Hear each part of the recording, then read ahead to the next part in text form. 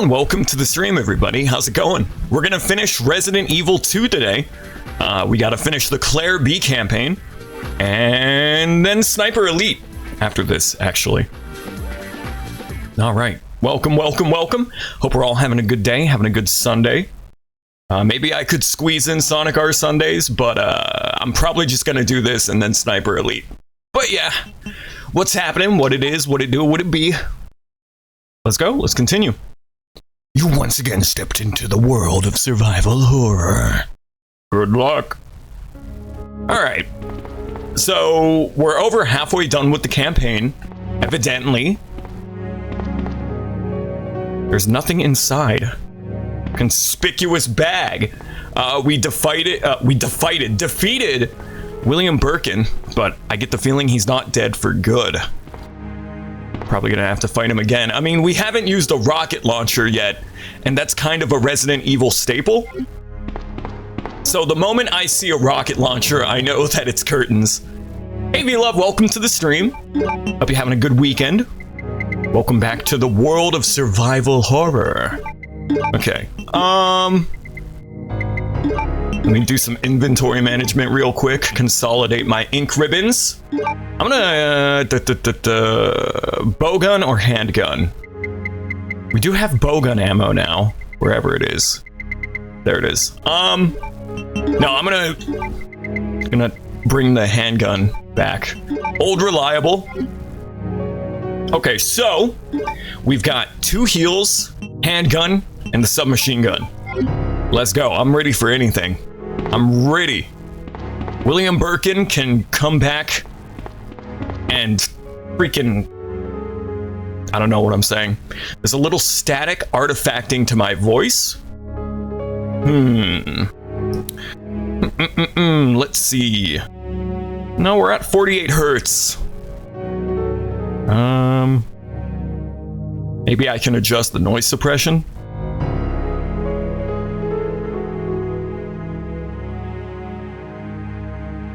Is that better? Is that any better? My audio interface has been dying a slow, painful death, so that could be a reason for the static. I don't know.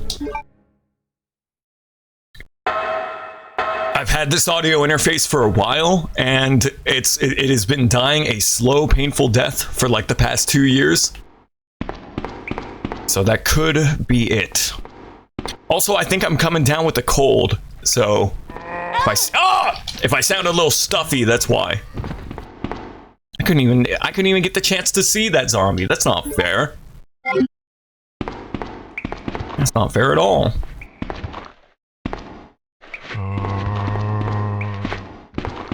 Still seems to be there. I don't know what to tell you. It's not my microphone. It's either my audio interface or it's Windows 11 or something. Who knows? Windows 11 has destroyed everything. Everything's broken. It's a door? Oh, it's a shelf.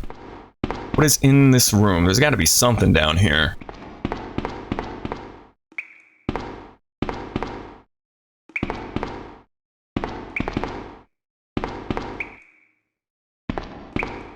So I'll go in here. The same second Windows 10 was discontinued, your computer died from too much dust. That was actually just Billy Gates conspiring against you, telling you to update to Windows 11. It wasn't actually dust. Dun dun dun. What's the point of this little sewer area? I guess I gotta turn the water off. Claire's taking a nice bath in the sewer water. Okay. I guess we can take that lift. See where that takes me. Apparently, we're over halfway done with Claire's campaign, so we're definitely gonna finish it in this sitting. And then, I don't think there's a third campaign or anything. I'm pretty sure you just do the Leon and then the Claire campaign, and then you're good.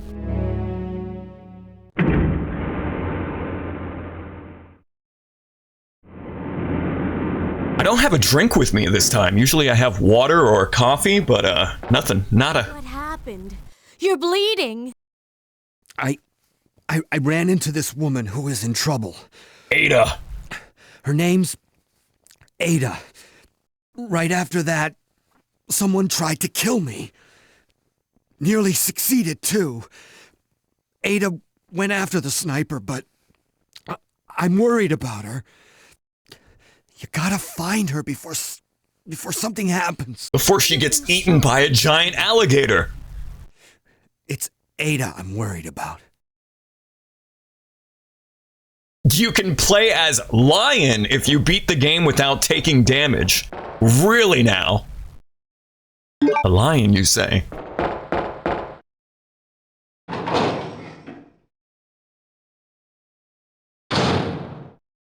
Does this lion have a gun? Like, can I use the Chicago typewriter? That would be pretty neat. Yeah, in addition to catching a cold, my lips are very chapped because it's starting to get cold outside. Like, the weather has gotten very chilly very quickly this year where I live. So my lips are all chapped, my face is all crackly, my skin. You hate to see it. I'm not built for the cold, I'm not built for the winter. I'm built for the summer. I do like this weather though. It's cold, but it's not too cold, you know? It's not miserable. The colors on the leaves are beautiful. It's pretty outside. But it is a little chilly.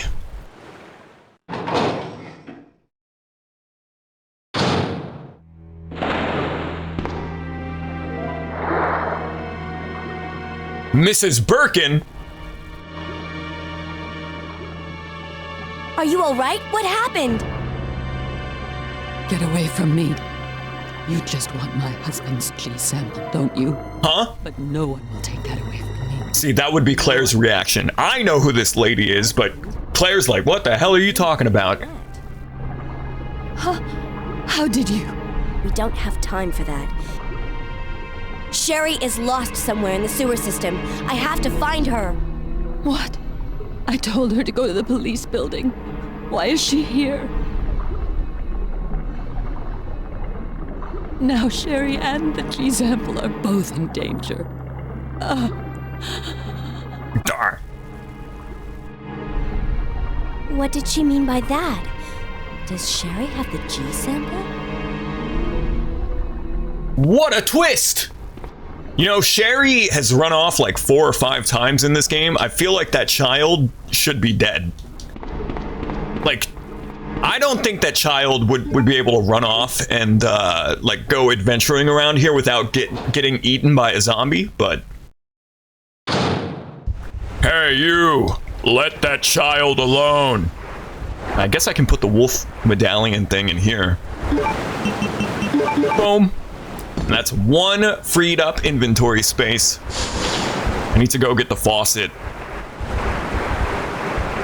Gotta go get the handle. Speaking of your computer being dusty, I also need to get some compressed air and clean out my computer. I did some deep cleaning in my room. I like vacuumed everywhere, I tidied up, I organized everything, and I cleaned my desk with wipes. I wiped everything down, and like the amount of dust that was just collecting on my desk was ridiculous.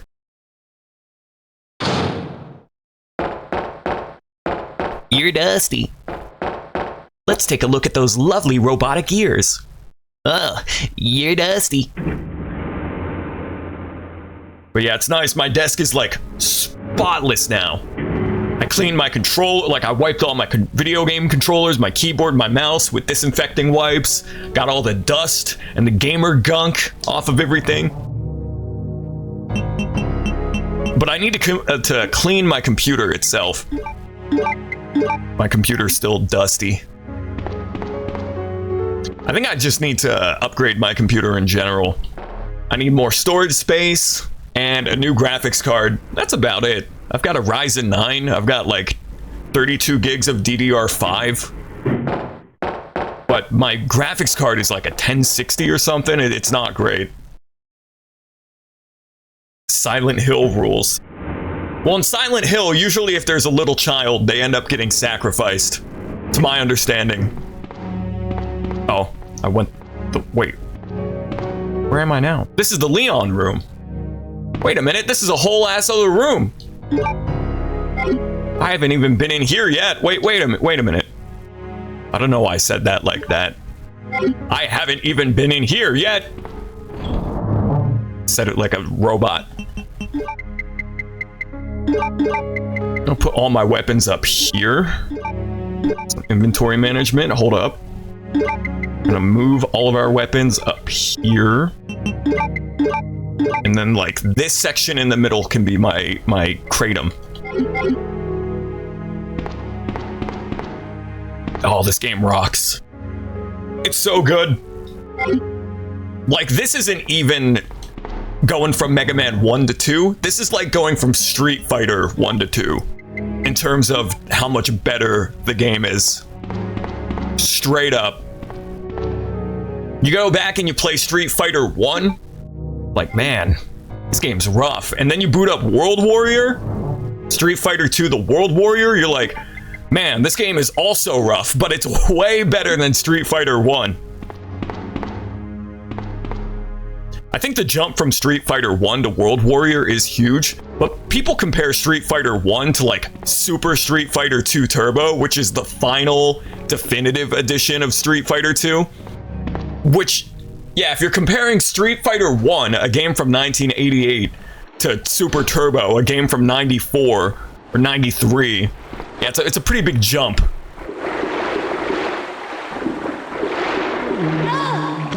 You compare 1 to World Warrior, it's still a pretty big jump, but not as big as like Super Turbo.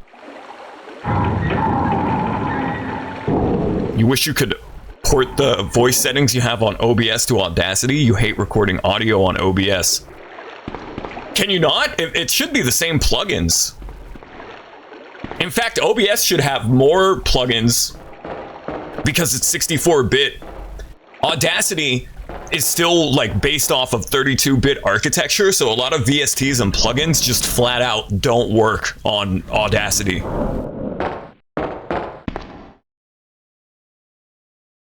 Yeah, this is the Leon room with the plug puzzle.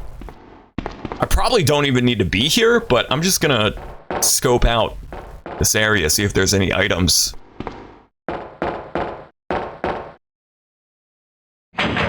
Audacity has very little options. Yeah, no modern VSTs or plugins run well in Audacity.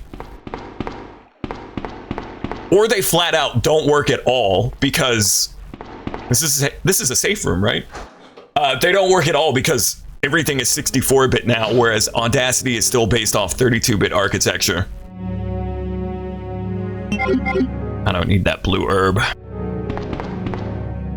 The only thing that poisons you in this game, to my understanding, are the spiders, and they're kind of just chilling. I kind of want to leave the spiders alone. Spider. He is our hero. Spider. An audio timeline exactly like Audacity, put on OBS. The way I do it is I record everything in OBS. If I'm doing a video review or an essay, I just make sure the screen is blank, just a black screen. I record my narration, and then I put it in DaVinci Resolve. I lock the timeline so that way I don't move my narration at all, and then I edit everything in DaVinci. And it actually works really well. If I need to make any trims or cuts or edit out, like me stumbling over my words or anything, I do that, and then I lock the timeline. And that works. That's how I recommend you do it. So that way you don't mess with your narration voiceover on the timeline. Hey IT, welcome to the stream. Have I played Code Veronica before or seen gameplay? I've heard of it, haven't played it. I've said it multiple times throughout these streams, but I'm not the biggest Resident Evil fan. RE4 is like one of my favorite games ever, and I liked 5 and 6 when I played them, but otherwise, 1 through 3 have eluded me for the longest time. Code Veronica, Resident Evil 0, the spin-off games, like those all eluded me. This year was my first time playing RE1 and 2. And next year we're going to do RE3 and the GameCube remake of Resident Evil 1. You need to re-record your lines constantly. I used to one-take Jake my videos. Back when I was running Troy Volt with Jude, our like video review channel, I would one-take Jake entire videos. Like if I messed up my reading of my lines, I would just do a whole ass new recording. I don't do that anymore. But like the Gitaru Man review on Troy Volt and the Sonic Mega Collections review, those were one-take Jaked. Like I pressed record and I read out the whole script in one go. And I used to, like, if I flubbed my line or I messed something up, I would just do a brand new recording. I don't know why I used to do it like that. Maybe I was a crazy person 2 or 3 years ago, but nowadays I just edit out, like, I can give you a tutorial. I can show you. I can show you guys how I do it. But not right now, because I'm playing this game. It has the worst voice acting. That's not, to me, bad voice acting is a boon. I would rather have a so bad it's good, awful voice acting over nothing burger, AAA, like, nothing burger voice acting. Like modern Sony video games, Santa Monica Studios, or like Horizon Zero Dawn, like that nothing burger, forgettable voice acting. But you hit me with 90s Capcom acting, Mega Man 8, Resident Evil, like you hit me with that, oh, that's the good shit. That is the good shit. People bring up the scene in Devil May Cry where I think I haven't played it to that, like I only ever played a little bit of the first DMC, but where I think Trish dies and Dante's like, I should have been the one to fill your dark soul with light. That one's good too, but I would say Devil May Cry actually has good voice acting. They just needed to do another take of that line. But his voice cracked and then they just kept it. They didn't do another take, which is really funny. I should have been the one to fill your dark soul with light. But I think otherwise, the first Devil May Cry has some pretty good voice acting. DMC 3 as well. This party's getting crazy!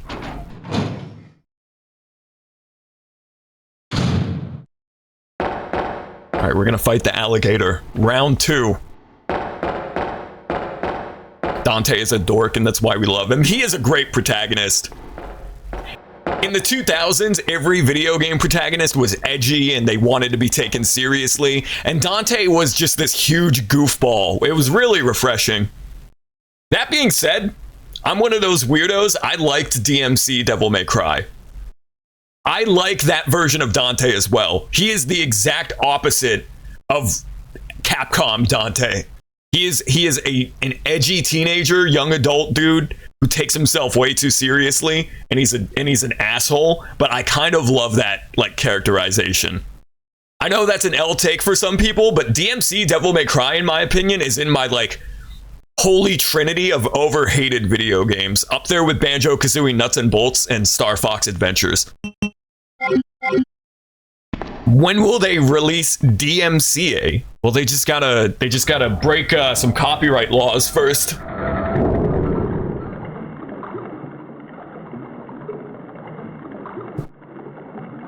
You have a drink. I thought I didn't. I have water.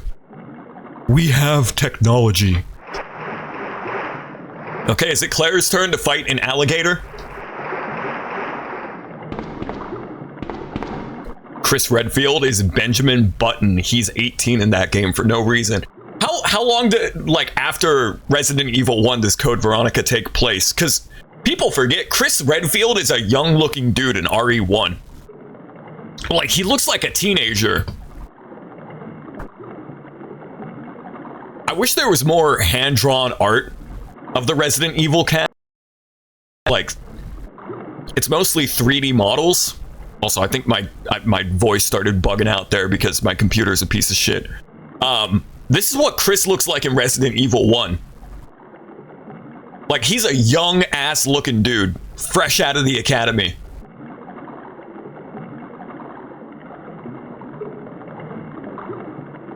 It's after RE2? Well, this game takes place immediately after RE1, so that checks out.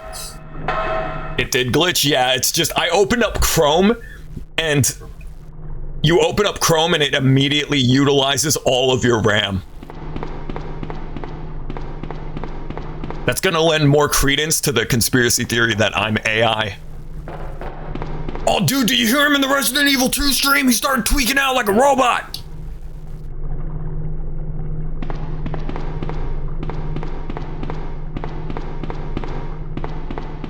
I promise I was just trying to get a picture of Chris Redfield.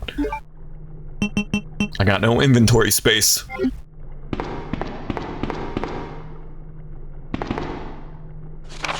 Sewer Manager Diary. Yeah, we read this.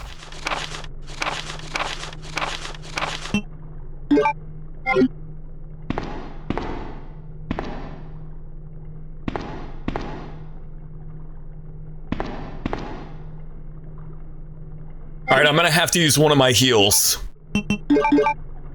That's okay, I got plenty of healing. I got plenty of kratom. Claire must have stressed aged, because Chris looks 10 years younger than her. I don't know what Claire looks like in RE Code Veronica. I've never played it. I'll take your word for it. The only Resident Evil redesign I don't like is Leon's in Resident Evil 2 and 4, the remakes.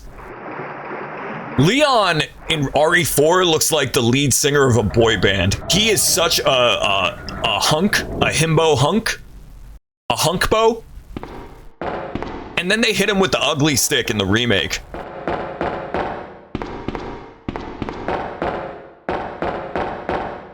Leon is such a beautiful man in Resident Evil 4, and they just uggified him.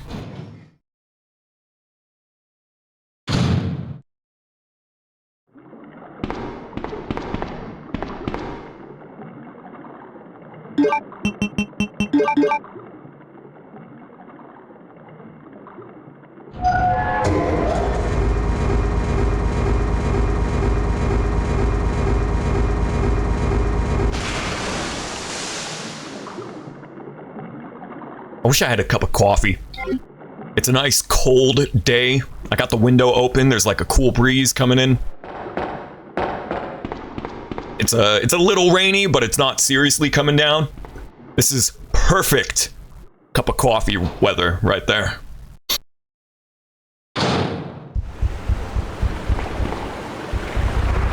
Yeah, one of these days I want to play the Resident Evil 4 remake, but I can wait.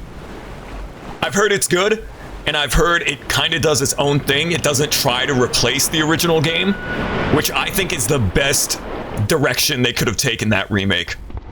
You know, instead of trying to replace the original RE4, they sort of did their own thing with the remake. It was more of like a reimagining than a quote-unquote remake, which I really appreciate. You can never beat original RE4.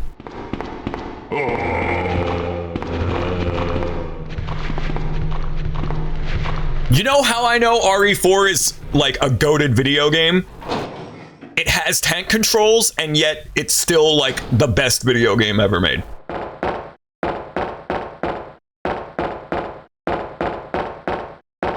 I got into an argument with somebody, I think like 3 or 4 years ago I streamed RE4.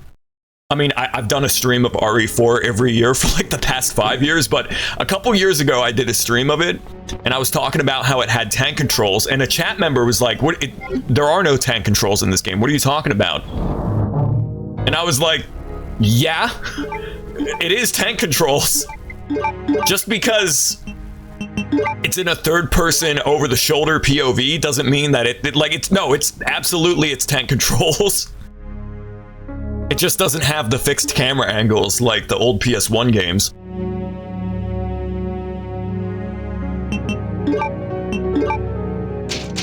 But if I haven't said it enough throughout these streams, I've got no problem with tank controls. I think people exaggerate how bad tank controls are. And for the purposes of these games with the fixed camera angles, the tank controls are necessary. Because if it weren't for the tank controls, every time a camera angle switches, you would have to switch the direction you're holding on the D-pad. So right now, if I press, you would think that I press down to go forward into the screen, but I press up. I'm literally holding up, and because of the tank controls, when the camera angle switches, I don't have to like press a different button. That poor man, you had to hit him with the hard truth. They were very insistent on it. They were very, very determined to prove me wrong. And I was like, no, the camera angle is different. The POV is different.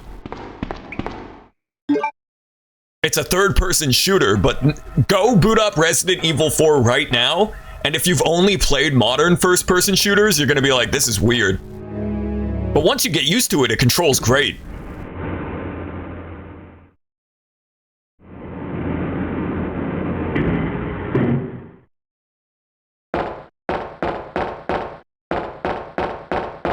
I am such a huge RE4 stan. I will gas that game up until the end of time. It is perfect. It's fun. It's action-packed. There's the combat is good. It's not as scary as these older games, but it still has some good-ass atmosphere. Like, early on when you're in the village especially. What am I doing? Oh yeah, I opened the door with the pendants. Not paying attention.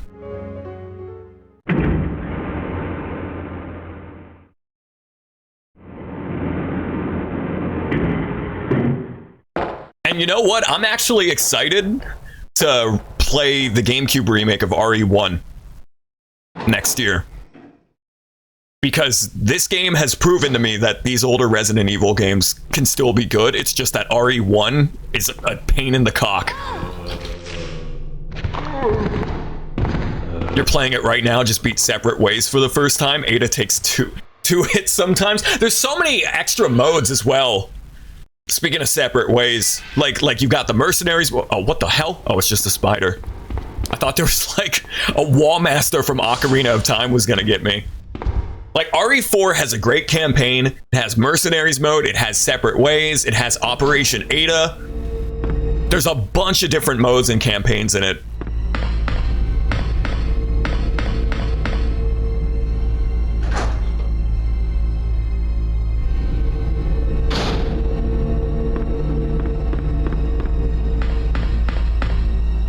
Oh, this is where we fought William Birkin. Went in a circle. Maybe it's not. Maybe it just looks the same. Monorail!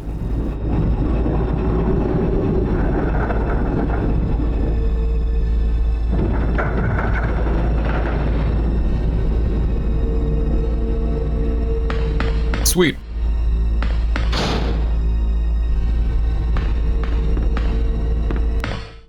Sherry. You're not dead! Okay.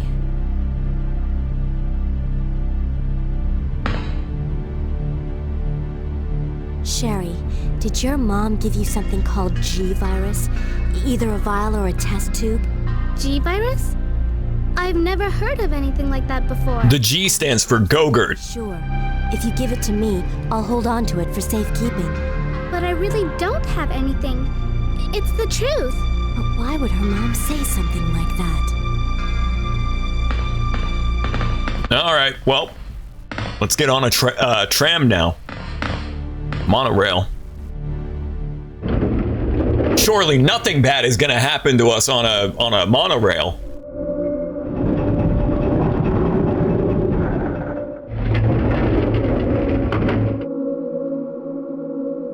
I think if I were president of the United States, I would allocate all of the budget into developing a big-ass monorail that goes all the way across the US from the East Coast to the West Coast. Imagine that ride. Riding a freaking monorail from one side of the country to the other. That would be badass.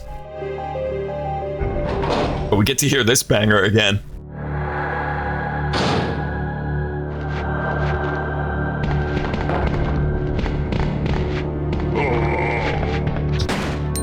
behind me. There's a zombie, and he's got his baby blue diesel jeans. Is he dead? Yeah, he's dead. Are you looking at me with those baby blues? All right, we're gonna light him up.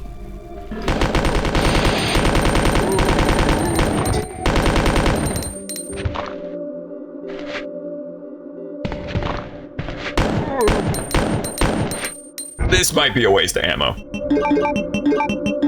Pull out the Beretta. Oh, he's not dead.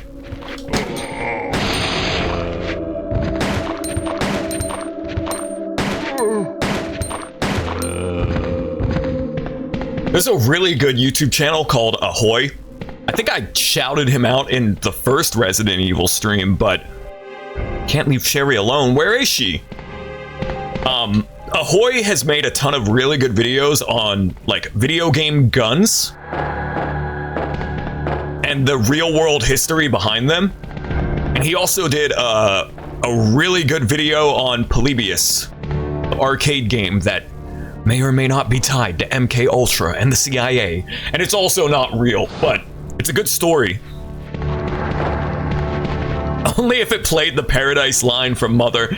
The Paradise line and pulling into the stage. Hurry up, go and get. I love that song. The version of it, the vocal arrangement from the Mother 1 album is really good.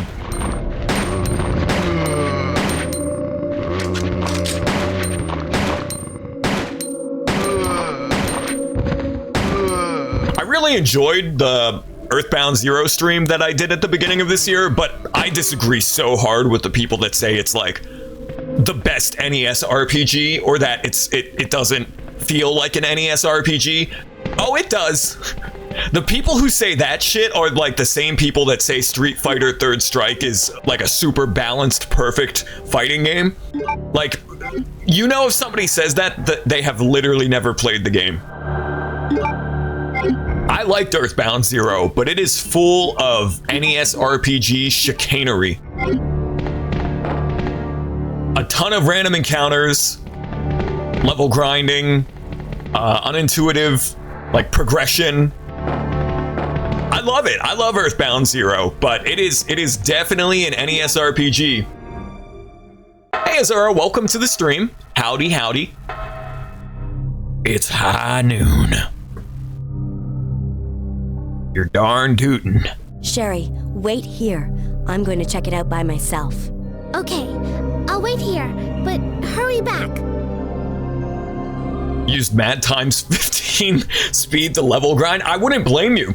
I don't mind level grinding in RPGs. The Dragon Quest series is my favorite JRPG series ever, and it is infamous for the level grinding. I don't mind that, but level grinding in tandem with a bunch of other NES RPG bullshit it all adds up. Mount Itoi, even if you're like maxed out, level capped in Earthbound Zero, you want to just make a beeline to the final boss, to Gygus or Gigu or whatever. Because even if you're totally maxed out with your levels and you have Teddy in your party and everything, like those enemies will slaughter you.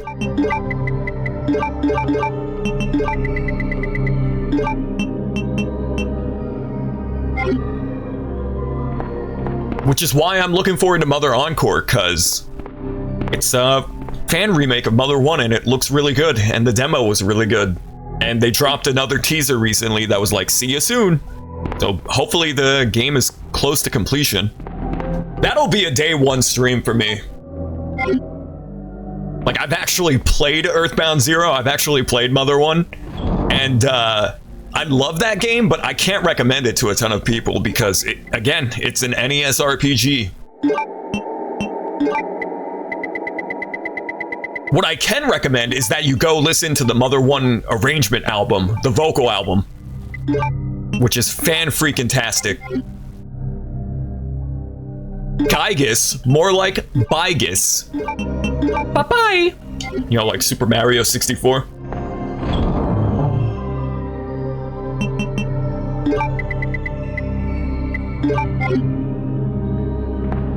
Thankfully, Earthbound needs little grinding. There are a couple of difficulty spikes in Earthbound, like Peaceful Rest Valley and the Fourside Department Store, but overall, Earthbound is a JRPG that subverts tropes, both in terms of the story, the setting, the plot, but also gameplay. But Earthbound, I've got my beef with that game too. The inventory management in particular is such a pain in the dick. The Mother Encore devs try to encourage people to play the original. I say this as a die-hard Mother fan of the whole trilogy, and as one of the few people who's probably actually played and beaten Earthbound Zero. Maybe try it just to appreciate the historical significance of that first game, but I can't recommend that most people play it. It is an NES RPG through and through.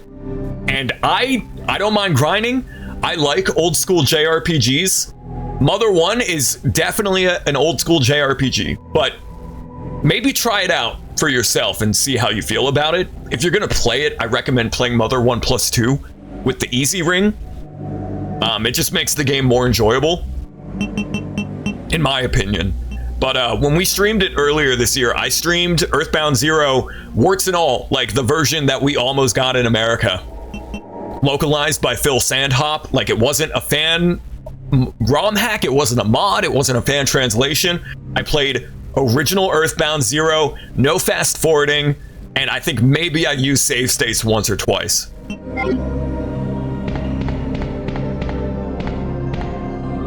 But I do recommend that you listen to the album.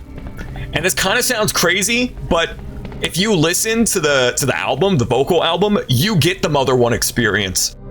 That album embodies the feel and the soul of that first game. It really does. Some people might think that that is a ridiculous statement, but it's true. You don't have to play Mother 1. Like, you can listen to the album and get that experience.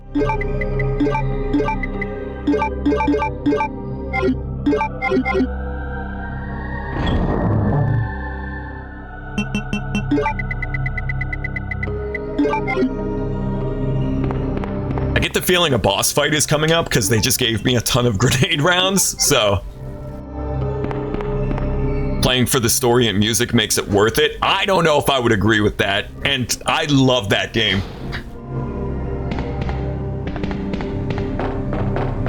But again, listen to the album, and you get the Earthbound Zero experience. See, that's the thing. If you're fast forwarding through the whole game and you're save scumming it, are you even playing it? Like, that's just my opinion. But if you're constantly save scumming and fast forwarding, you may as well not even play the damn game. It's like the people that play Pokemon, but they play it at like 16x speed the whole way through. Like, you're not really playing the game, are you?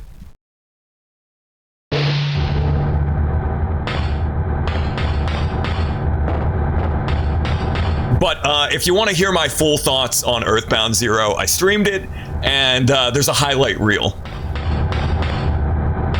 There's a highlights reel that I did on the game. Mr. X is strutting his stuff.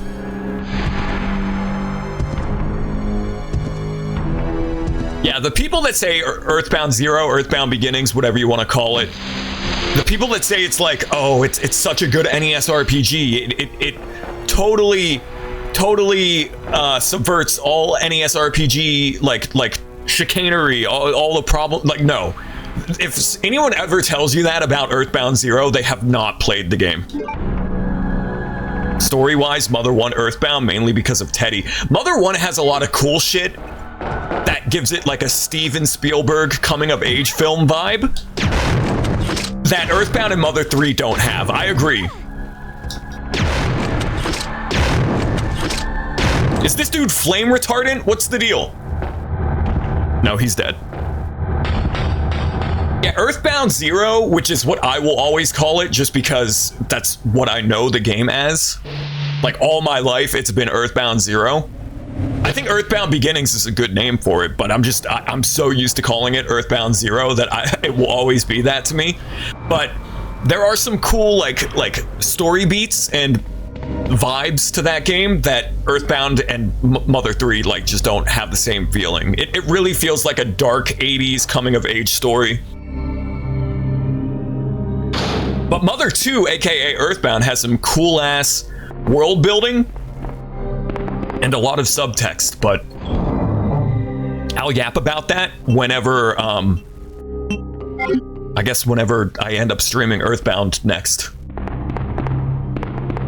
I feel like I'm missing something in this area, but maybe that's it.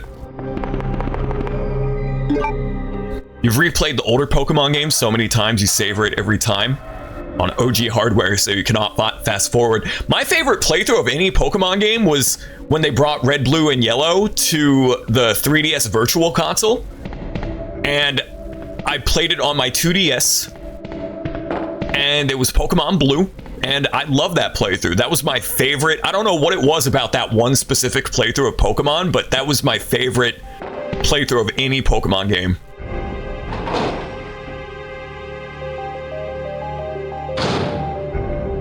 The 2DS was such an ergonomic, comfortable ass system. People made fun of it. People said it looked like a loaf of bread, which it kind of did, but it was such a comfortable handheld.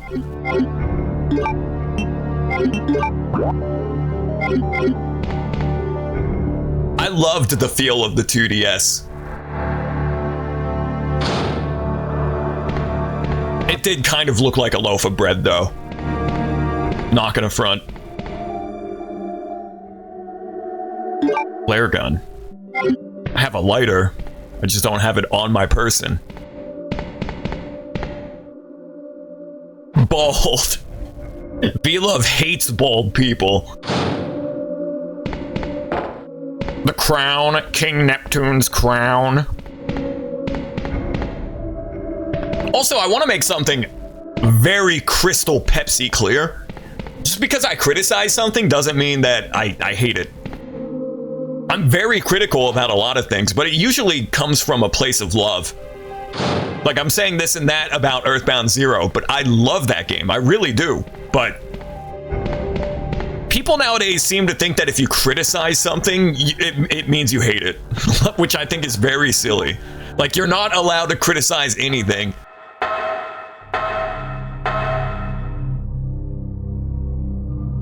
You couldn't get into Pokemon because you didn't want to disappoint Ness. You had a Ness Lego figure. What the hell does that mean? What does that have to do with anything?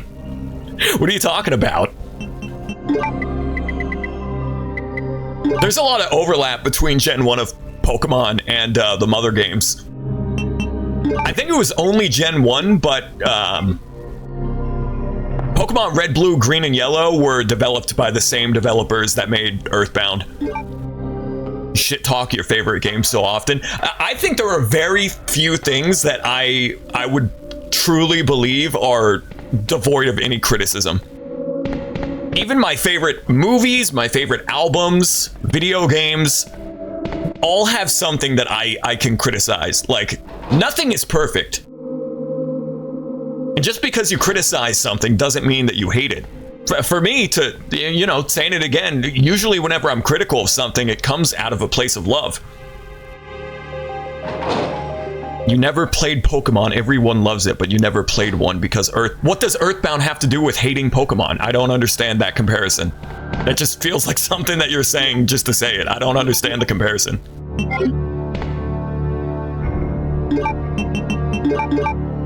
They were made by the same people. At least Gen 1. I don't know about the later gens.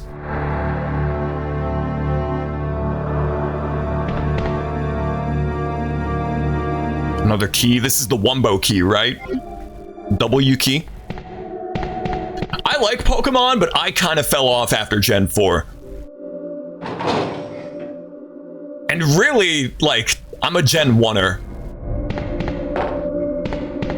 I'll be the first to admit it. Red, Blue, Green, Yellow, the Kanto region, whatever you want to call it. That's, for me, that's my Pokemon. Everyone said it is like Earthbound. Your brothers even said the guy looks like Ness. That's interesting because I've never heard that comparison before. The only comparisons between Earthbound and Mother that could be made are the devs, and Mewtwo kind of looks like Gygus, but that's about it.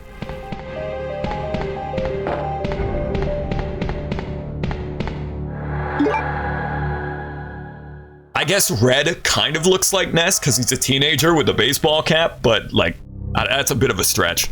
Also, this is a lot of inventory management here. I don't need all this ammo. I'm gonna put all this shit back up. Where's my gun?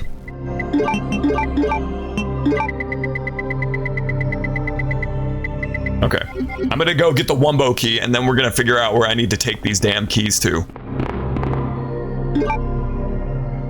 Are you the only person who hasn't played a Pokemon?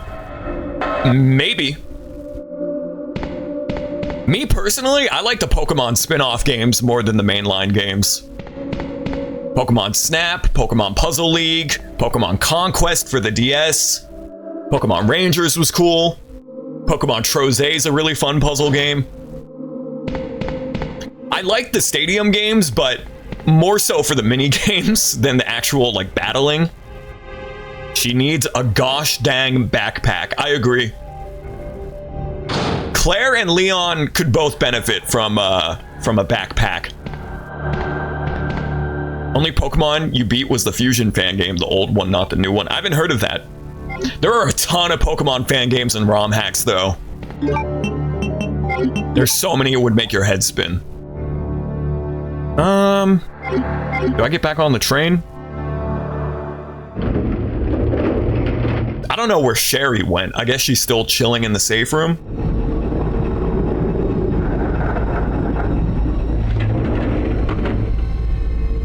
Do I need Sherry with me? If I needed her with me, it probably would have brought her with me. I'm gonna explore that environment a little bit more before I go back here, but I've got a bunch of keys. I just don't know where to take them and what to use them on. I think the most squandered Pokemon game was Pokken Tournament. I've talked about Pokken a lot, like rambling about that game on stream before, but I really think they dropped the ball with it. It's like they wanted to make it a competitive fighting game while also being a casual arena spectacle fighter, but they didn't commit to either. They wanted it to be both. If it was just Tekken with Pokemon characters, it would have been awesome. What the hell is that? What am I looking at? Is that what is that? Freaking inventory management.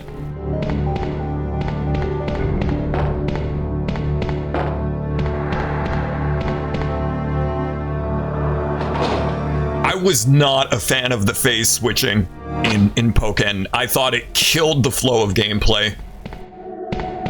They should have either gone one of two routes. Make it a casual, fun arena spectacle fighter where you're just like in the 3D zone, running around, punching, throwing fireballs and stuff.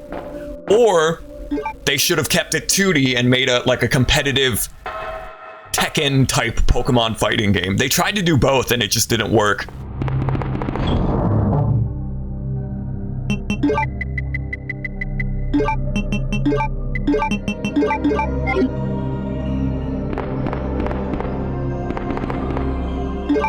They should have done one or the other. I will say Pokken had a great roster. They could have filled the roster up with just fighting type Pokemon, and that would have been fine too.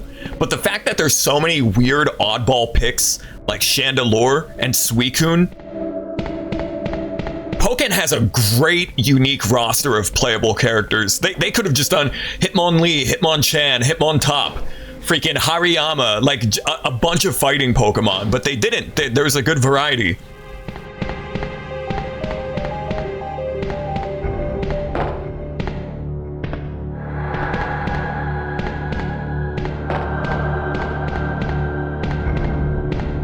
What is this even? Like, what is this item? What am I looking at?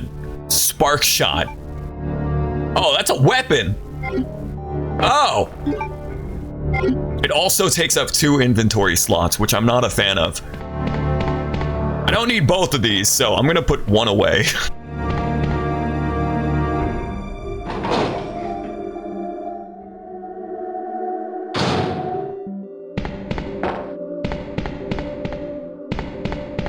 I think 2 of these weapons would be a bit overkill.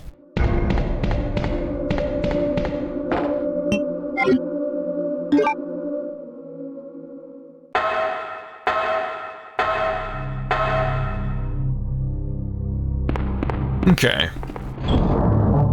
I'll keep the SMG for now.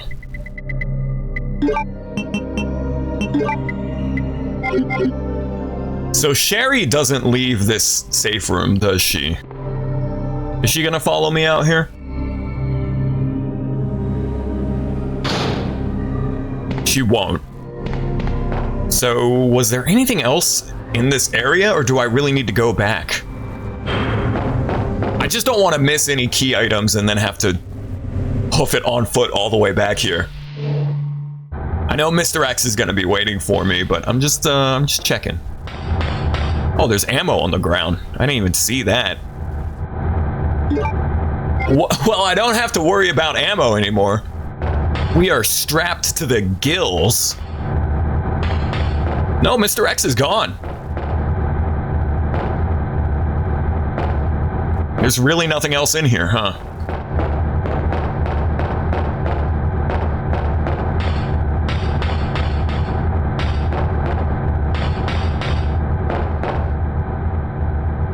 Talked about this RE fact before on a non-RE stream. Want to hear a fun fact? Sure, you could have just told me. What is the fun fact?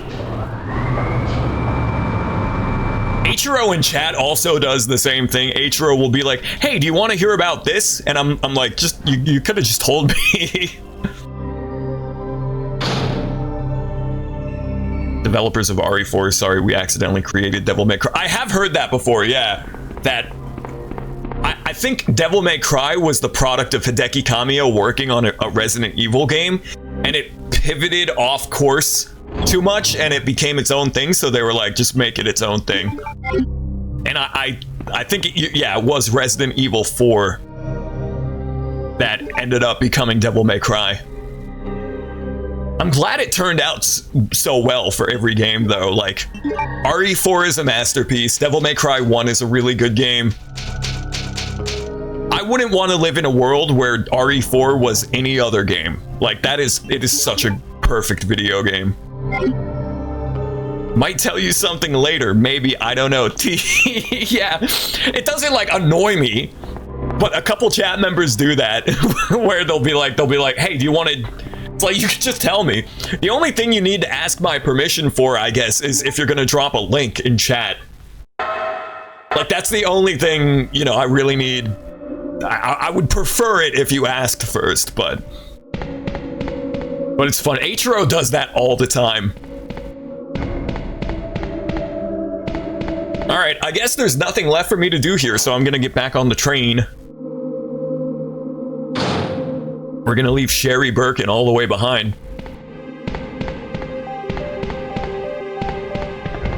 Dante's Leon if his dad was Sparta and his brother was Virgil. You know, Leon wouldn't be out of place in the Devil May Cry universe, come to think of it. Leon would fit right in. Train conductor time. Lots and lots of trains. Yeah, I don't know what else to do in this area.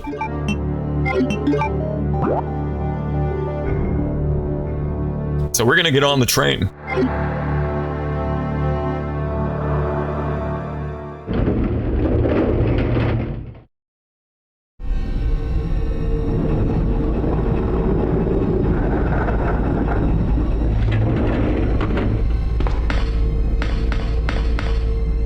The lab portion of this game should be a breeze this time because I have so many freaking weapons.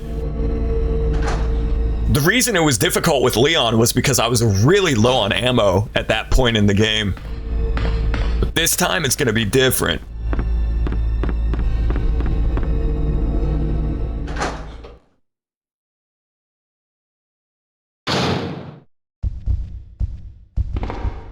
Now let's see. Are there any rooms I haven't been to? No, we're pretty thorough down here in the sewer. I might consult a walkthrough here in a moment. This might be a blind streamer moment, or it's another one of those moments where there's something completely inconspicuous. Go ahead and pick these up since I got the inventory space. Yeah, we're gonna finish this game and then we're gonna do Sniper Elite Zombie Army, which was kind of a sort of rival game to Call of Duty Nazi Zombies. But instead of first-person shooter, it's a third-person shooter, and it's less arcadey than Nazi Zombies, but I like them both. I like Nazi Zombies more because I grew up with it, and it's just a really fun game mode, but Sniper Elite is also really good in its own way. Never played the actual main game of Sniper Elite, I was just only interested in killing zombies.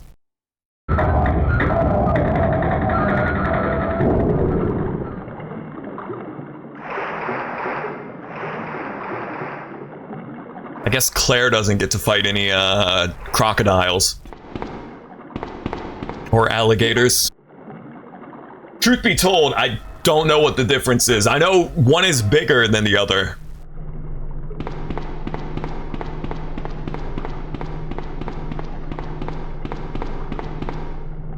Oh, right. Bridge has to be down. Guess I'm not going that way.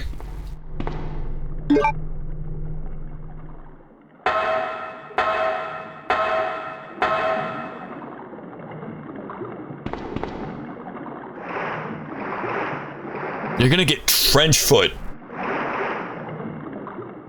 Sloshing around in the sewers.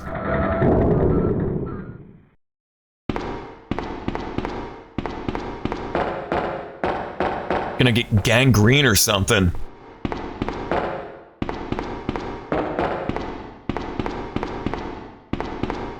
Can't even read the flavor text on the explosive barrel. Okay.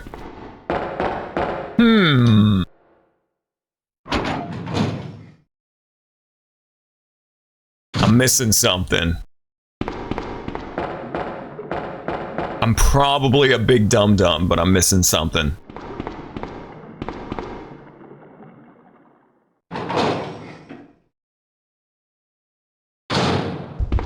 There's not even a blank room on the map. Like a room that we haven't explored. We've done all of this. What could I be missing? An extreme mode to Nazi zombies. They're invisible. It's called not see zombies mode. +2. +2, +2, +2. Imagine playing Nazi zombies mode, but you literally cannot see the Nazi zombies. That would be ridiculous.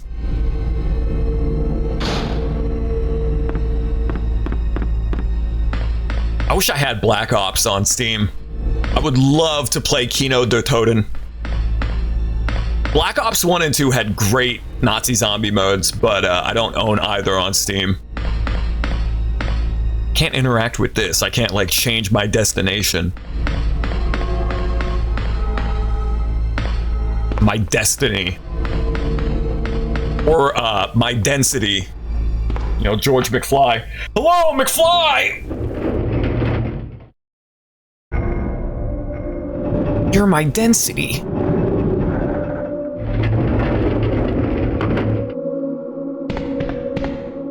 Back to the Future really is the only 80s IP that hasn't been tarnished by a million reboots and remakes. Like, every other 80s IP, Transformers, Ninja Turtles, Ghostbusters, Karate Kid, they've all had reboots and remakes.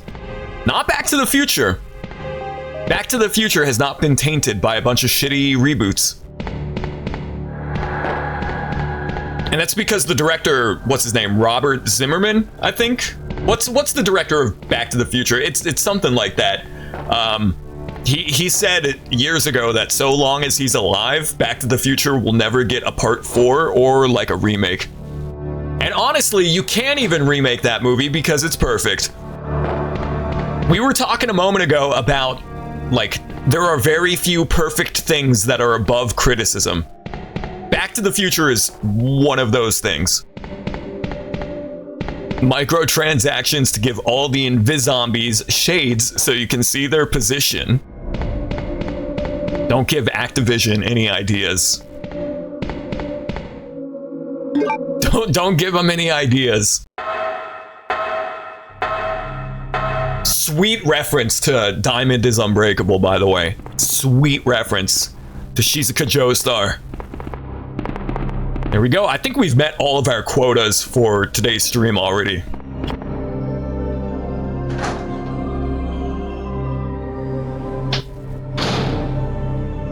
All right. What am I missing? What am I missing? What am I missing?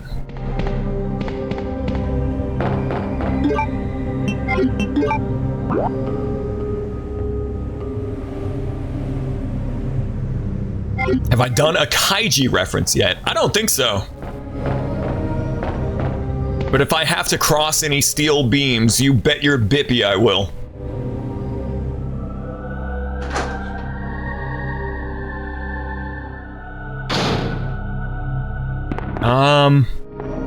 Okay, I'm gonna go all the way back to the lab, because I think there was one room that was locked. That is the only thing I can think of to do. Otherwise, I am completely stumped. I'm gonna bring both keys with me. Because whatever it is that I need to do, I don't think it's here. I really do. I think I've done everything I can do here.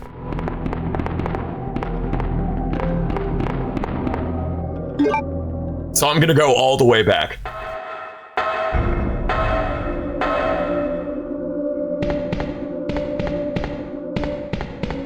Probably should have done this from the jump.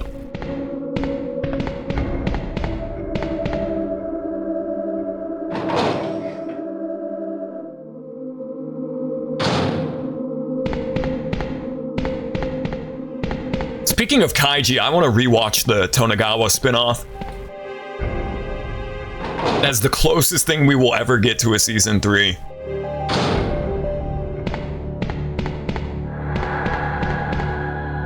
The Tonegawa spinoff might have the most underrated anime opening theme ever. It smacks.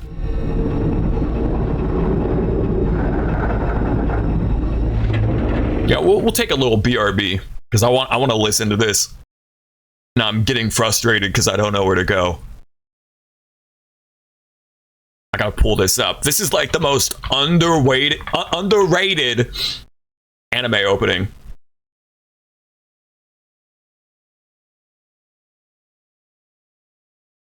Oh, listen to this. This is a bop.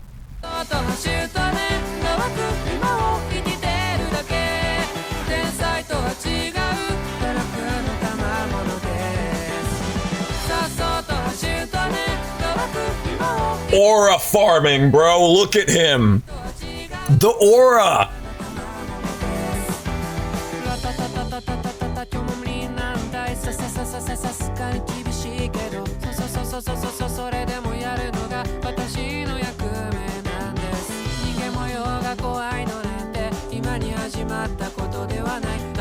Bro is aura farming so hard.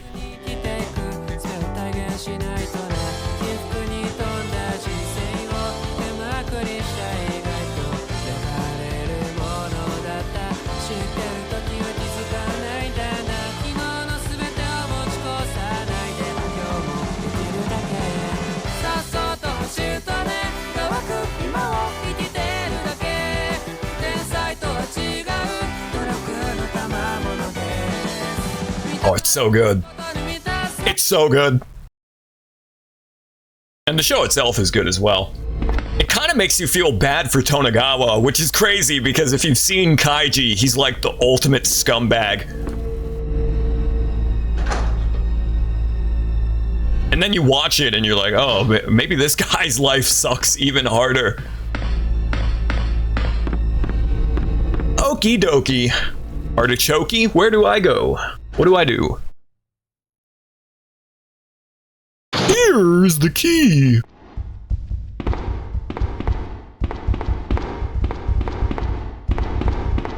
I'm gonna go all the way back to that one, like, conference room looking area.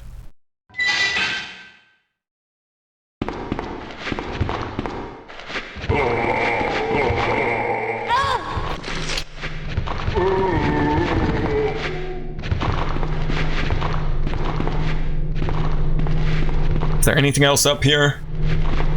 It was just the wolf medallion, right? Oh, there's another thing. Flame rounds.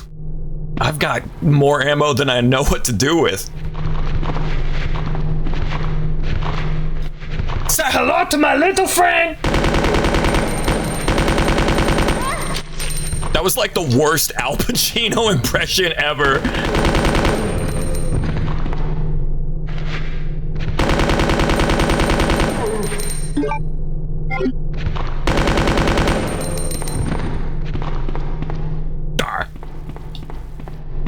Okay, sweet. Oh yeah, Leon. Leon's still back there.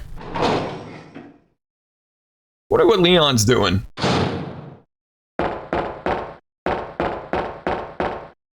Oh, he's gone. Leon, where'd you go?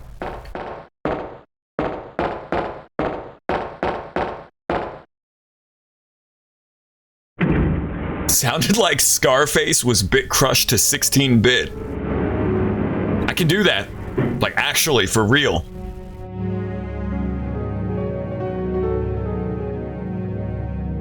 Say hello to my little friend. How was that? Okay. Let's see what to do, where to go.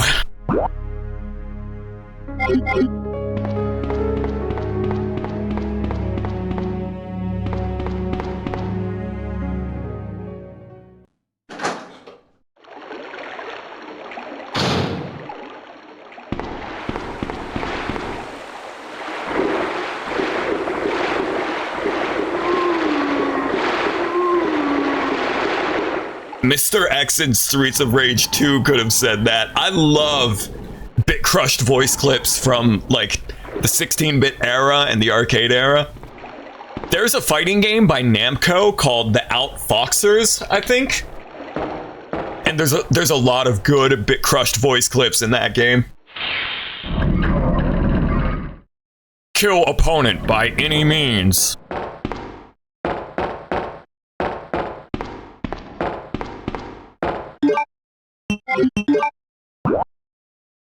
I have no earthly idea where the game wants me to go. So we're gonna take a proper BRB. I'm gonna get some music going, and then we'll be right back. I'm gonna consult a walkthrough as well. Don't touch that dial.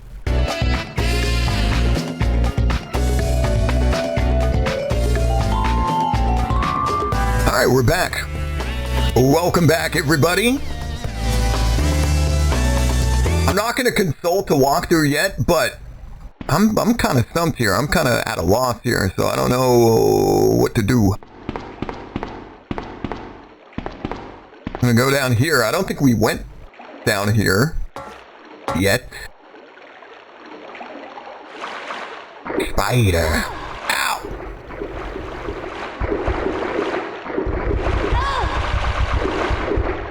I'm limping. Bit crushed. Oh, did I leave that on? There we go. I did not turn it back on. Weird. All right. Where do I go? What do I do? What do I do? I got 2 keys. I don't know what to use them on. We're back in the kennel. Leon already went through here with the crowbar. I really seriously doubt that there is anything I'm missing in the police station. There is no way I'm missing anything in the police station, so... We're in a bit of a pickle here. Sometimes I think about the etymology and like the origins of phrases. Where do you think that came from? We're in a pickle. Like, what do you mean you're in a pickle? What does that mean? What do you mean?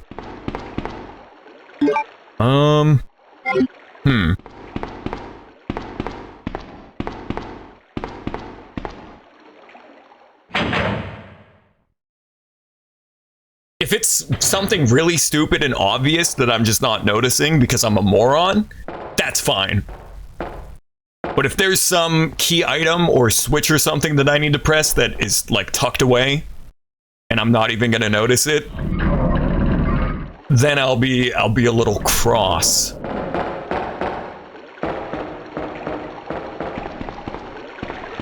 Some people can fit in one. I don't know about that.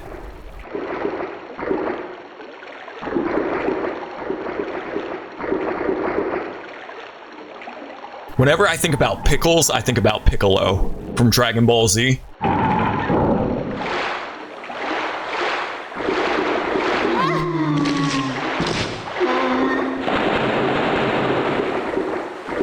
Have I seen The Hangover Part 2? No, I only ever saw the first one. Looks like there's an item there. Hold up. We're just gonna light this dude up.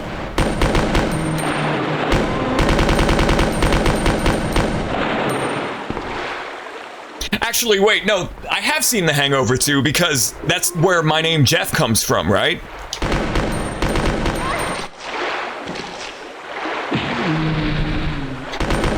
Or is that part 1?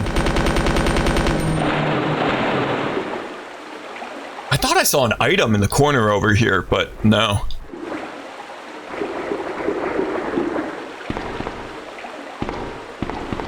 There is a micro penis in that movie. It can fit in a pickle. You're stretching the definition of in a bit of a pickle, I think.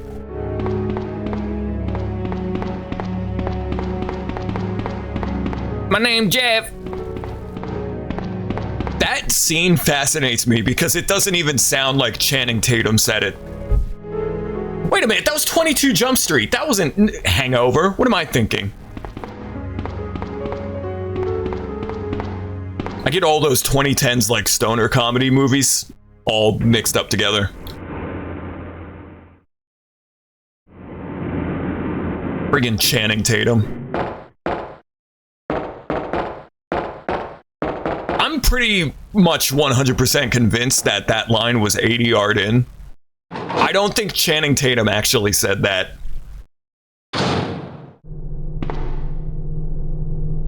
It genuinely sounds nothing like him.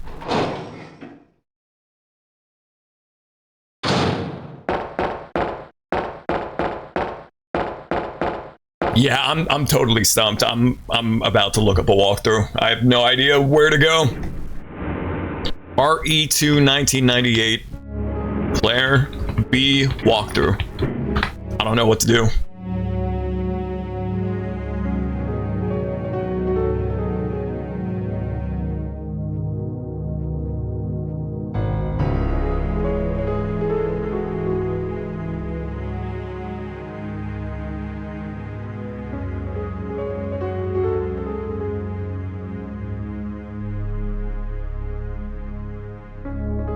There are like no walkthroughs for this game that aren't biblical in size. Like these old game facts are ginormous. It would take me forever to read them. I don't have the time for that shit.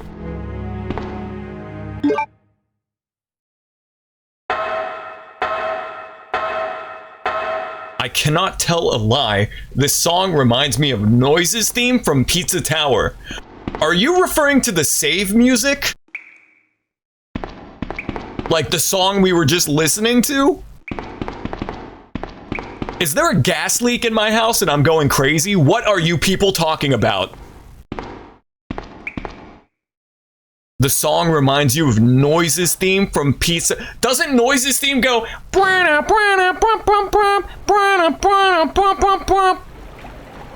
What are you talking about? That sounds nothing like it. The melody of it. You're crazy. You're actually crazy. Whenever I hear this song, I just think of Scare Theater and watching like old Scare Theater videos back in high school. Bobby Joe Blythe, the Karate Killer. You're saying this song reminds you of Noise's theme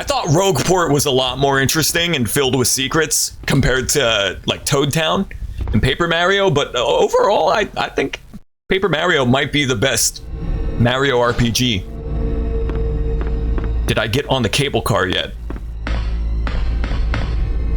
There's a cable car? What are you talking about? I got on the train.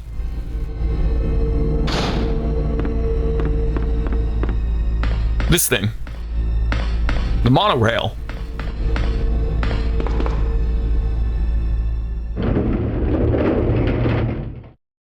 The weapons box is there. It won't let me, like, go inside of the thing here. That's the cable car. Oh! I guess it's not really a monorail because the rail is underneath it on an actual monorail. I can get on and off of it, but it won't let me explore the inside of it. And then we've done everything here. Like, I got the key. Mr. X chased me. I shot him down. I've explored all of these environment, like all of these halls.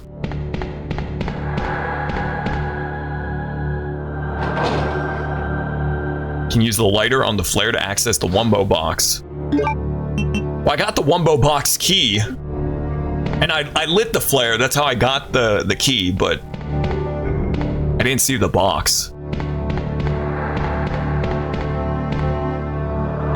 Yeah, the Wumbo box, the W. Wumbology? The study of Wumbo? It's first grade. And Sherry's in this room. She won't leave.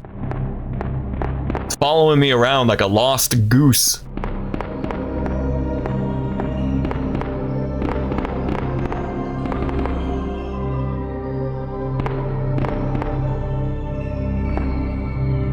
I'm an idiot. Wait, what? Said there's a keyhole. Yeah, I'm just stupid. I just didn't read the text that said there's a keyhole. Let's go. Holy shit, I'm dumb. We just wasted like 50 minutes.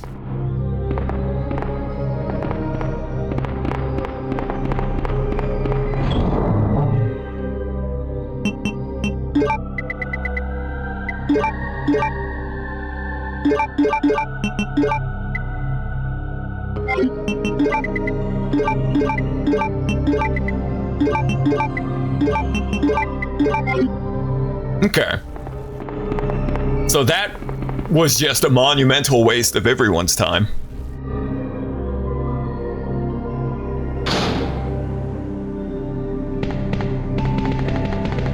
Yeah, this wasn't here.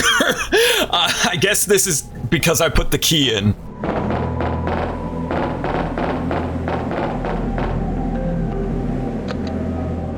That was just on me. I literally wasn't paying attention to what the text said. I didn't realize that was where I was supposed to put the key. Whoops. That was almost the like successor to the tiger puzzle from the first game, but I will still defend myself regarding that moment. I was so under the assumption, the pretense that I needed both of the gemstones to put into the tiger, I never even bothered to put the one gemstone in. Claire? What was that?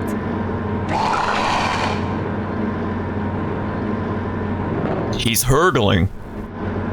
Don't worry. Just wait here. Don't worry, Sherry. I got this big-ass gun. Look at the size of this thing. This is like a comically gigantic SMG. Like a Buster sword, but it's a gun. A Buster gun. Is there anything back here? Anything I can pilfer? Yes! More flame rounds! Yeah, I agree. The first Paper Mario is my favorite. I never really liked any of the other Paper Mario games.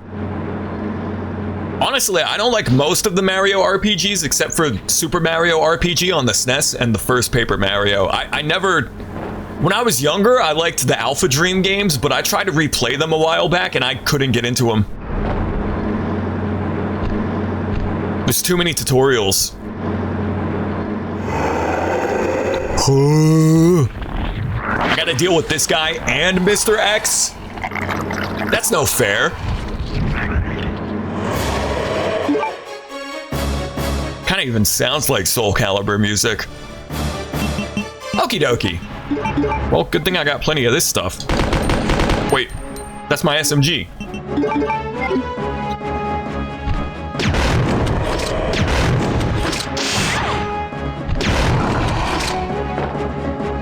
He's gonna chase me! He's gonna grab me! That's no fair. He can jump, I can't jump. Ow. Ow!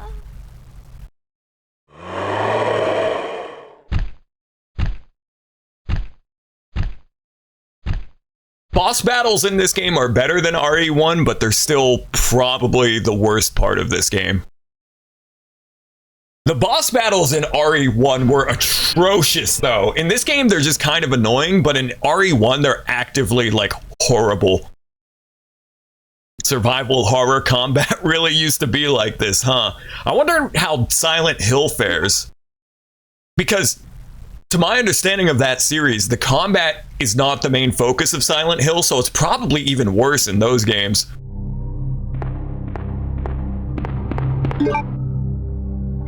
Do I have to go back and get the key? Or do I have it in the box?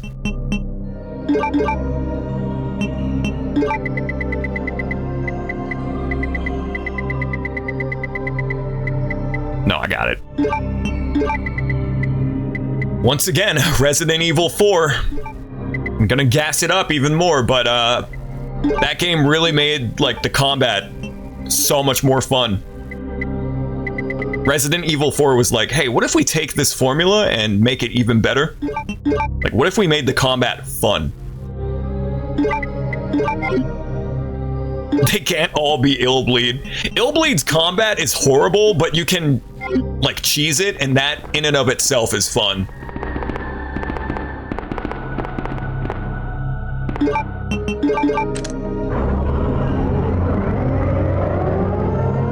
I wouldn't describe Illbleed's combat as good. Let's go. But you can cheese it so hard that it wraps back around to being fun.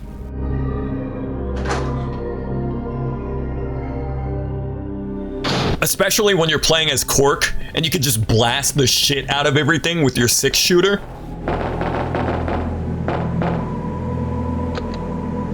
But in RE1, the fight against the Tyrant, the fight against Yawn, the fight against the big spider thing, they were all so awful.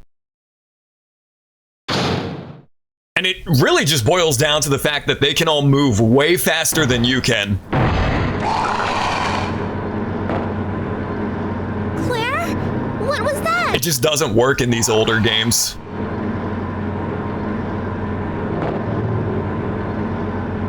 Don't worry. Just wait here. I'll drop another save state in case we keep dying again, so we don't have to sit through these cutscenes.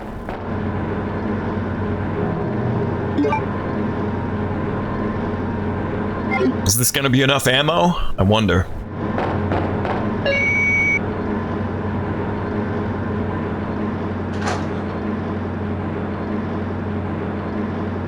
I've played a lot of strange video games, and on the internet you see a lot of people talking about like what are the weirdest video games. Katamari Damacy, WarioWare, this and that, whatever, this game, that game. Illbleed is probably the strangest video game I've ever played. Illbleed feels like the developers were all on ketamine, and it was made by 5 people in a garage somewhere in Japan. That's the vibe that I get from Illbleed. It is such a bizarre video game. I would rank it above LSD Dream Emulator. I would rank it above Katamari Damacy. Like, Illbleed is the weirdest video game I've ever played.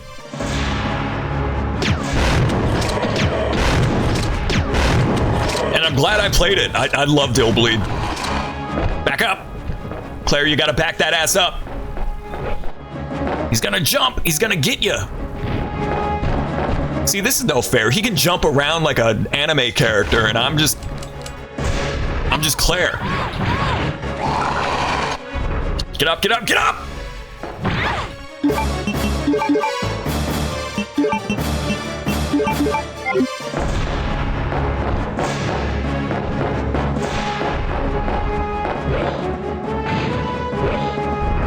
There he is, jumping around.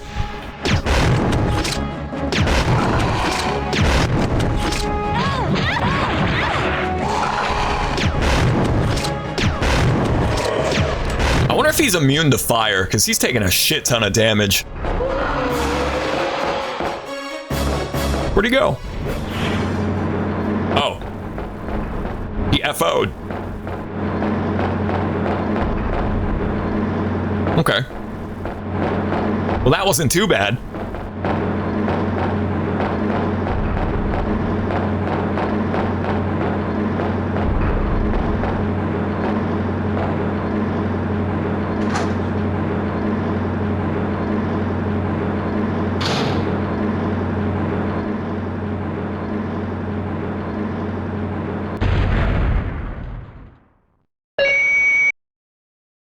The motor has been stopped due to problems with overheating. Isn't this... That's okay. You keep it. I'm sure it'll keep you safe. Wait here for me, okay? I'm going back to look for your mom. Thanks, Claire. Don't worry, Sherry. Though I'm an only child, neither of my parents ever spent much time with me. I'm sure your mom is fine. But now that you're with me, I finally have someone to rely upon. Big Sister Claire, here to save the day. Your mom is totally fine. She didn't get bonked on the head with a metal pipe. And your dad isn't a homunculus monster thing. Yeah, it's gonna be fine. It's gonna be okay. We're gonna go out, get ice cream after this is all over. I'm sure Raccoon City is fine.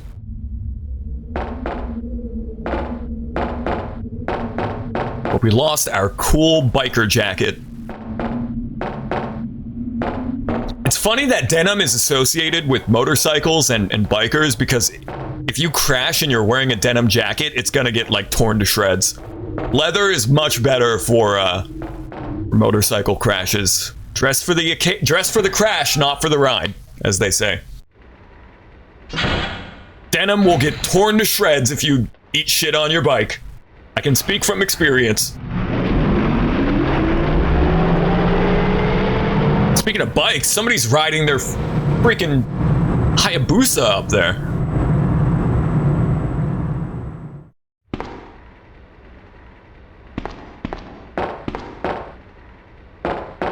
And now we're in Shinrakor. Or Corp. C-O-R-P. I hear some people pronounce it core, some people pronounce it corp. What's the freaking deal? I never understood that.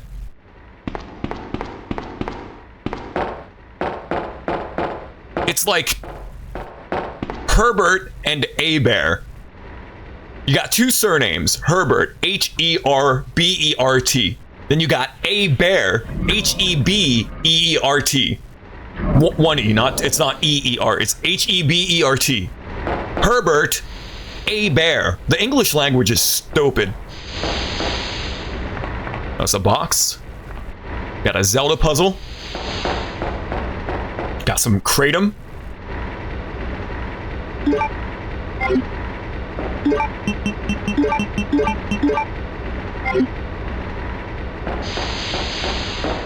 I can't believe we wasted like 50 minutes wandering around just because I didn't read the damn text.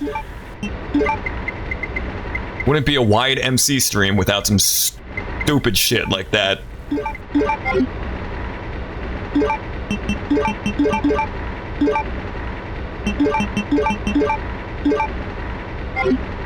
I don't need that many heals. We'll just take 2. We'll be good. Everything is Gucci. Hopefully. I gotta push this box onto this thing.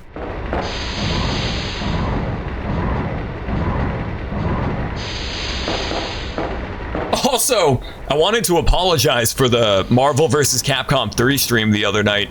I didn't realize how awful the bitrate was. I tried to like peep the VOD out on Twitch and the whole thing looked like a mosaic of pixels. I didn't realize that the game looked so scuffed on your end.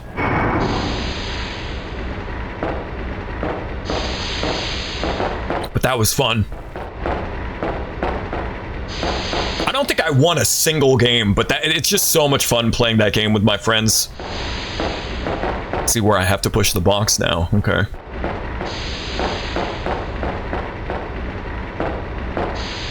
Like, Doodle, Fernie, Oscar, all of them whooping my ass, and it was a great time.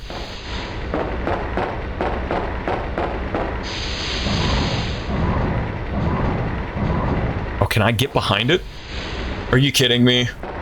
I gotta take it all the way back up there because I can't get behind the box. Yes, I can.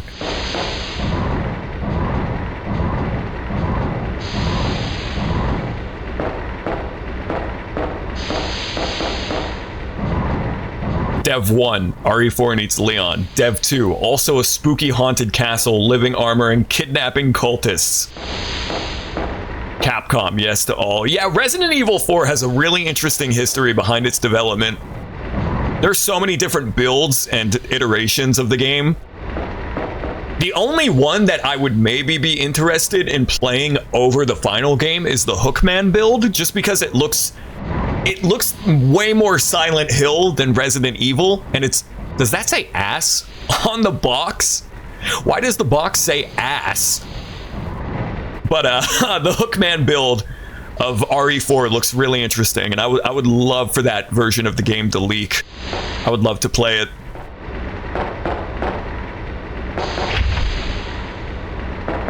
But yeah, the history and the development of RE4 is really interesting. It went through so many different iterations.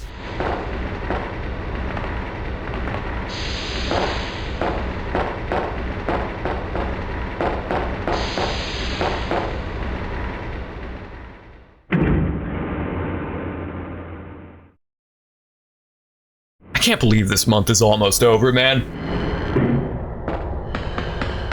Already almost Halloween. This month flew by. I definitely think this year's streams were better than last year's. Last year, I just was not feeling it for getting spooky with it.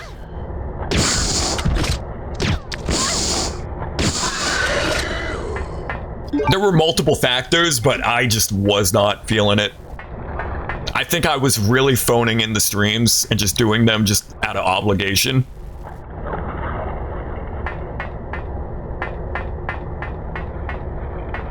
But this year has been fun.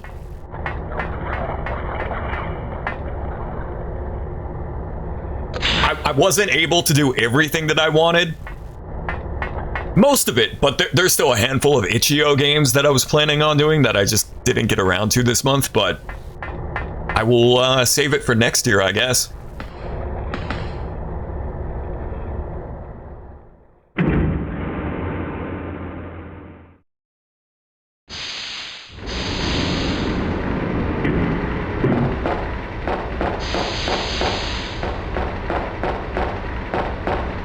Okay, is the door gonna open now? Because we turned the power on. I think that's what we did.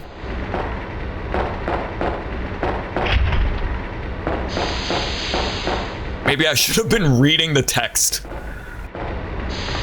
I'm kind of clocked out here. I'm just thinking about Sniper Elite now and how much I want to play that, but...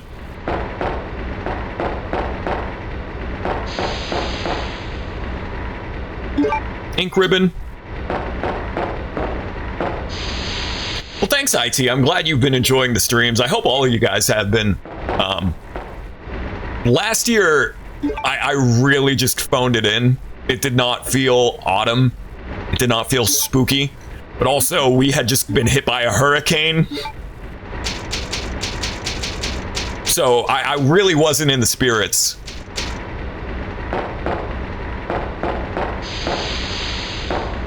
But I think this year was marginally better.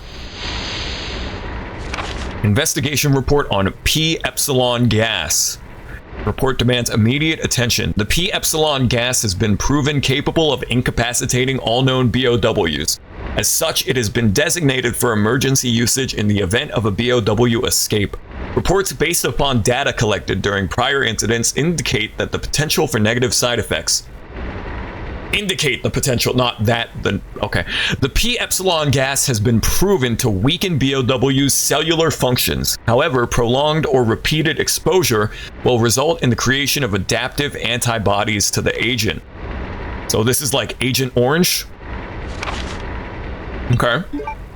Bad odor warrior. The BOW.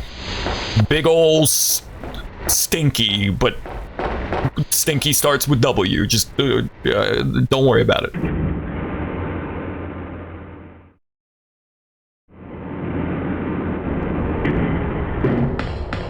Okay, what did this thing say? Should have read the text.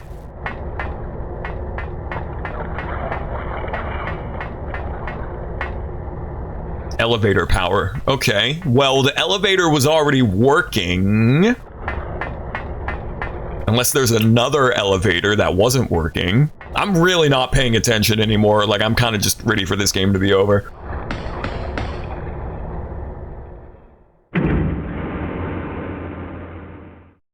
They said BOW a lot in Resident Evil 6. I don't remember a damn thing from RE6, but I do remember it was really fun.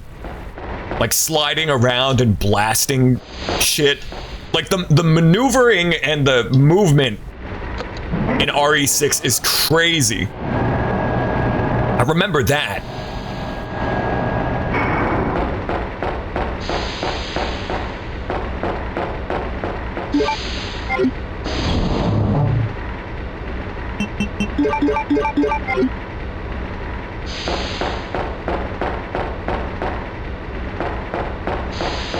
Next time I do a fighting game stream, I'm gonna have to remember to bump up the bitrate.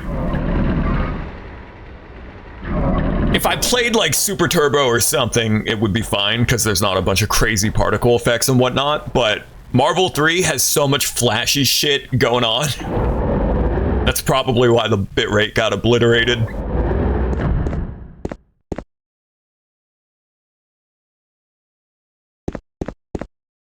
Master key. I don't have that.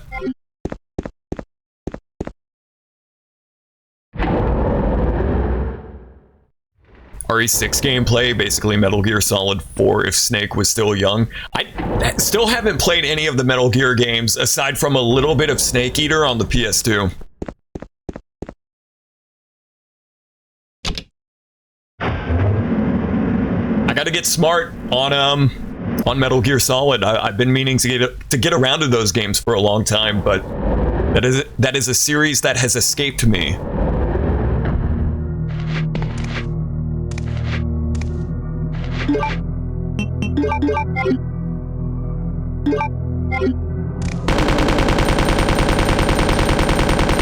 These guys look like Redeads.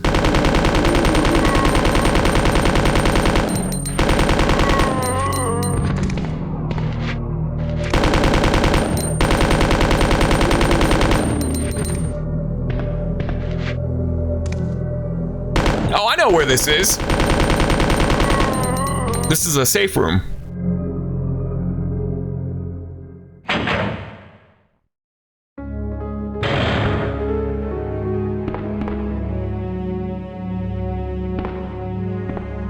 More grenade ammo. Yep. Give me all that. Give me all that. Handgun ammo. I'm probably not going to use the handgun for the rest of this playthrough, but I'll take it. Some more kratom. This is where Ada was posted up until she just got up. Apparently she was all better. She was like, Leon, I'm dying. But because she's a girl boss, she just got up and walked it off.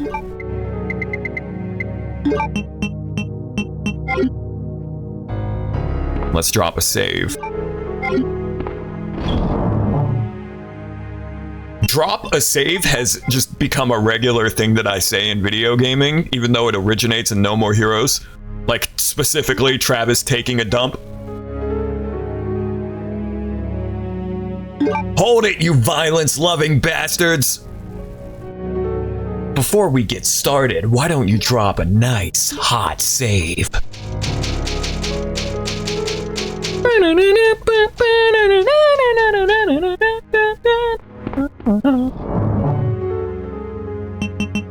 Alright, now we can go.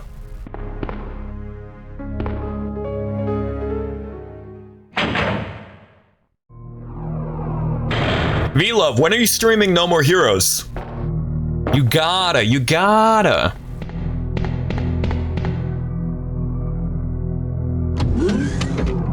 Strike me as a guy who could handle the encyclopedic, historical, and fictional stories all the games create when you play them. I don't quite know what you mean by that chat message. I do remember games that stick with me, though.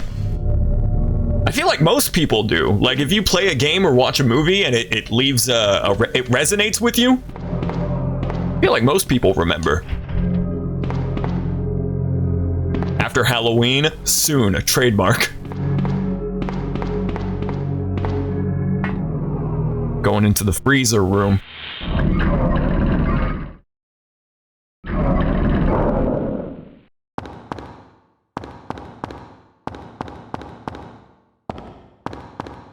It's chilly in here.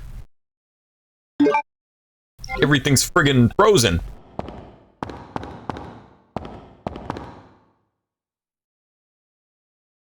I need a fuse. I have a fuse. That's really funny that they're like, you need a fuse case, and then just leave it right there. Oh, get ready for that ASMR.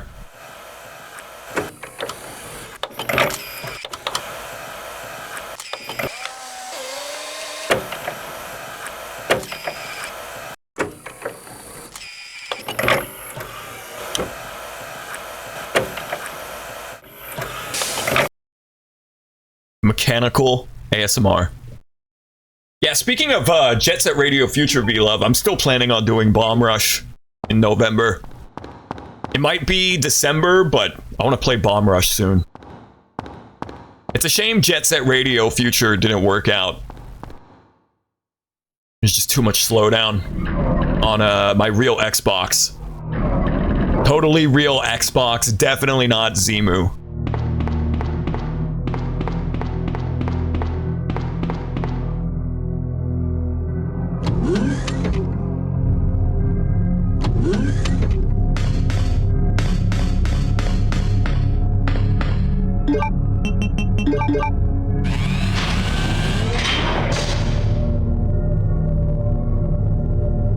There we go.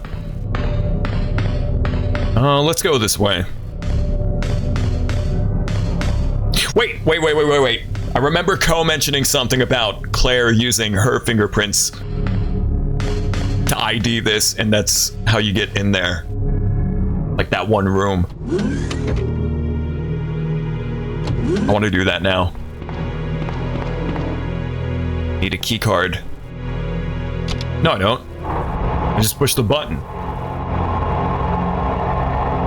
This was really poking my, the stoking the fires of my imagination. I was like, I want to know what's in there. And now we know. Oh, never mind. Not on file. I mean, that makes sense. Why would Claire's fingerprints be on file? Okay, we'll put a pin in that.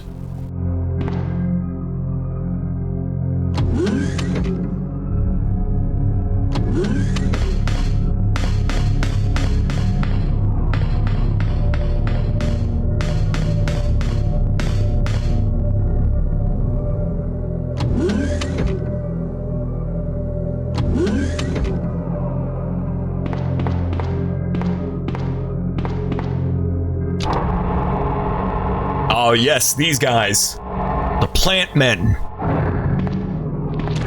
Well, I got just the thing for you. Ow. That killed me? I guess it is sulfuric acid. Dang. I didn't think that would kill me in 2 shots, though.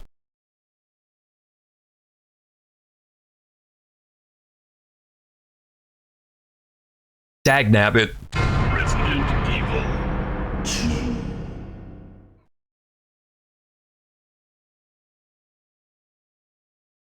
You believe I have the brain power and gamer blood to appreciate the fiction half of the world of Metal Gear. A lot of it is based in actual US politics and military hijinks. Yeah, everything I know about Metal Gear is through pop culture osmosis. I know Metal Gear 2 with the Patriots and all that, like the crazy twist ending. I know bits and pieces about the Metal Gear games, but I've never played them myself. Doesn't Metal Gear Solid 4 have like 3 hours worth of cutscenes? Like, it's basically an entire film sidechained to a video game, from what I've heard.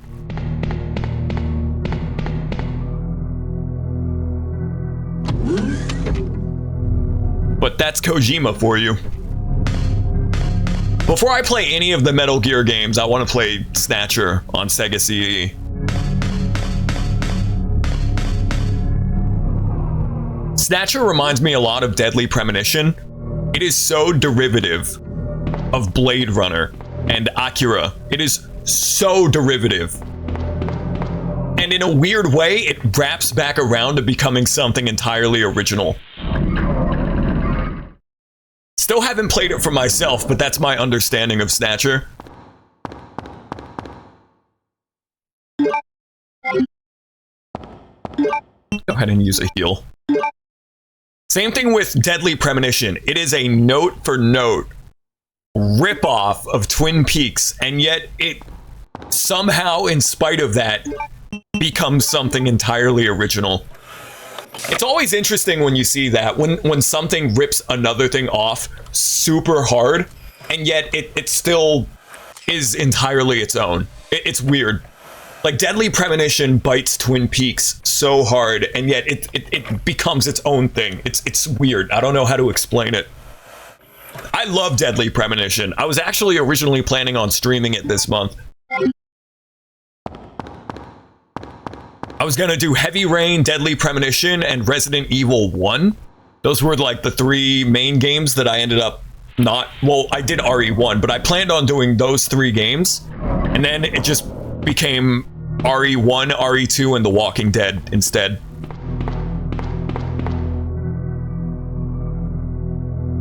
I think I'll do Deadly Premonition next year, though. But I'm glad that I replayed The Walking Dead on a whim, because that game still holds up.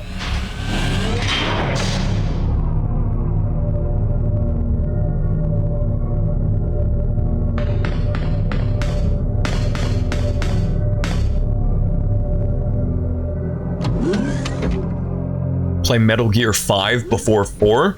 MGS4 should be the last game you play. I'll try to remember that. Make a mental note of that.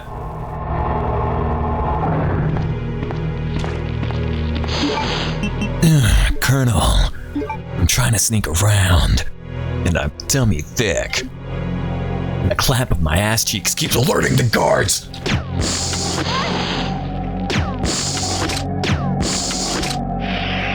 Are they both dead? Yes. So this time I can use the gas. I can use the anti-BOW gas, because I didn't use it when I was playing as Leon.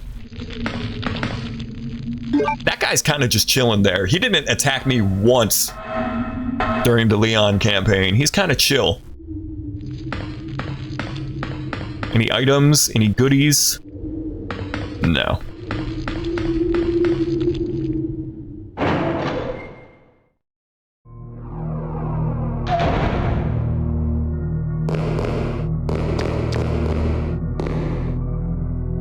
I hear liquors. They put MGS2 Snake in Smash Bros, aka Mullet Snake, in your opinion. To my understanding, the Snake in Smash Brothers is like an amalgam of every version of Solid Snake.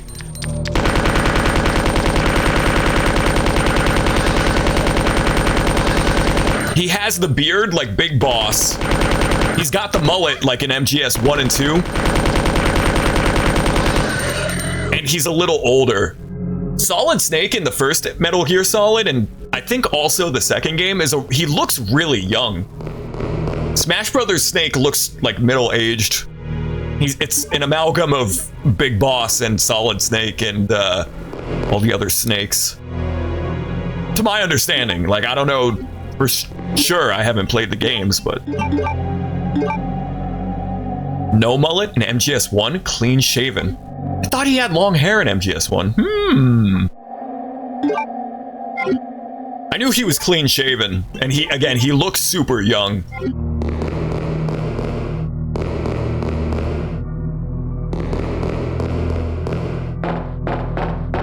Who's the guy that does the art for the Metal Gear games? I always get him and Yoshitaka Amano mixed up. Yoshitaka Amano is the Final Fantasy guy, and his artwork is so beautiful.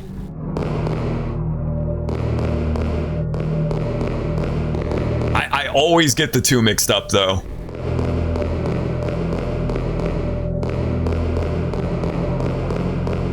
He also did Vampire Hunter D, which I've seen the movie. The movie was freaking awesome. One of my favorite anime movies. It's so gothic and Castlevania. Like, it's great.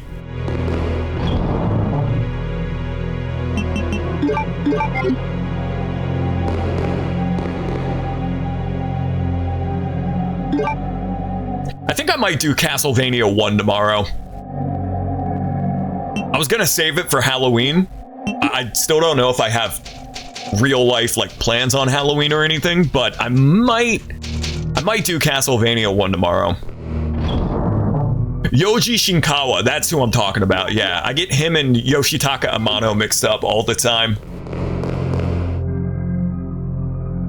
I love his art style.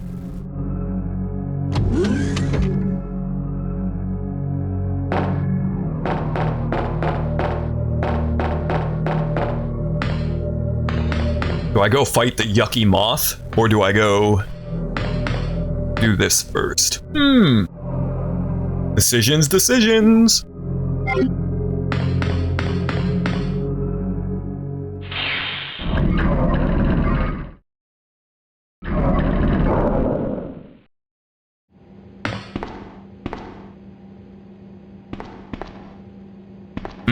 Red herb.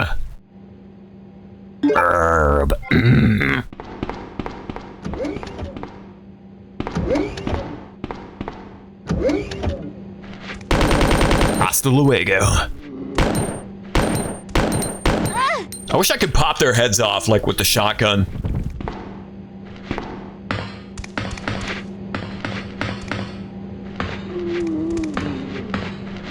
Light them up. Actually, I don't need to. This is a pretty wide open environment.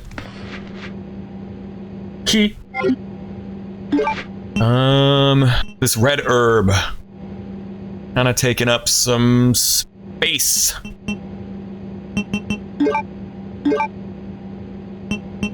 Guess I gotta waste one of these. I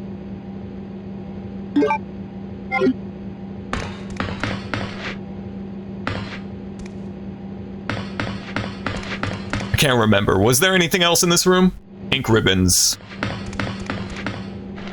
I ain't got the inventory space for them.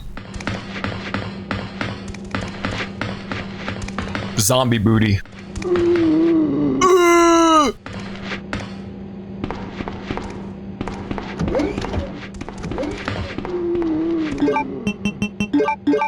Okay, the key is not for the locker.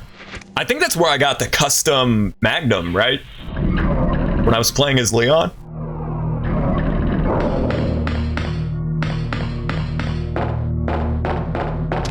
Yuck. Don't use that key there. Okay.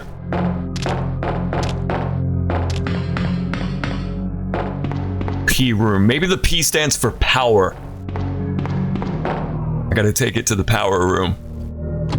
Brilliant deduction. I know. I'm like a 21st century Sherlock Holmes.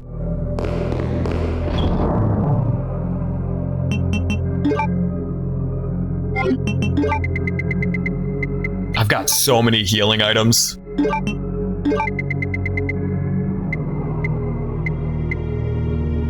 Sim style. Yuck.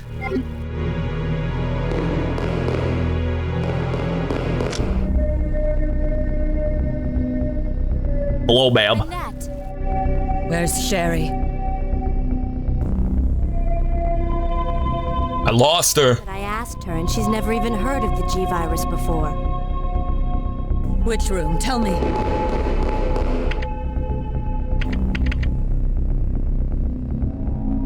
Sherry! Uh-oh. No! Annette! The sample's inside the pendant Sherry's wearing. Why would you put that on your child? I'm gonna put this dangerous item that people want just on the body of my child. Nothing bad could happen. It'll be fine. What were you thinking, lady?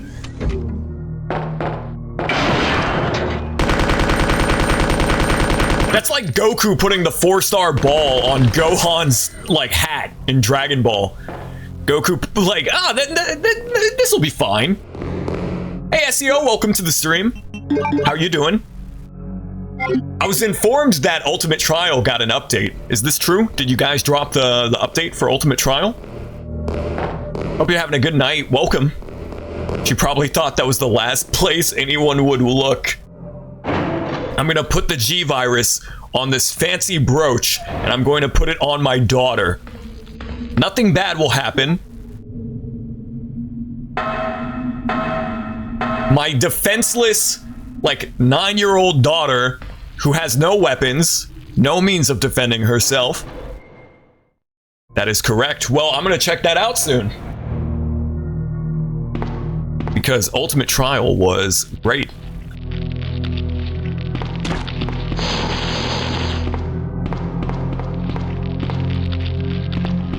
I'm either gonna do a highlights reel from my streams earlier this year, or I'm gonna do like a written review on that ROM hack. I included a little portion of a review in the ROM hack smash pack video, but I wanted to do like a proper big ass video review of Ultimate Trial because I have a lot to say about it. You and the rest of the folks that worked on that hack, you guys got something special. Hey Ko, welcome back, welcome back. Oh yeah, the BOW room. That's this room, right? Where I can start sucking up the gas. Then he starts sucking on the gas.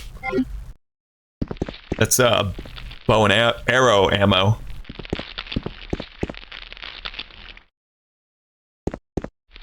No, this is not the BOW room, I don't think. Or is it? Yes, it is. I just had to interact with the thing twice. But I will love the update. I'm looking forward to it. I'm going to check it out here in the near future. I really, really enjoyed that ROM hack that you and your folks put together. Yeah, I did a tiny little review portion of it in, isn't he supposed to be dead? I'm using the gas.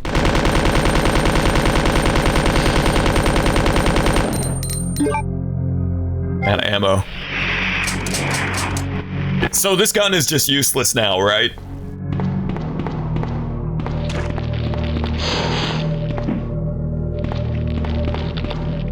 So much for anti-BOW gas. He's still walking. What a ripoff. I'm working on another ROM hack smash pack video, but progress is slow. Just because I've kind of been demotivated to make written, like, video reviews recently.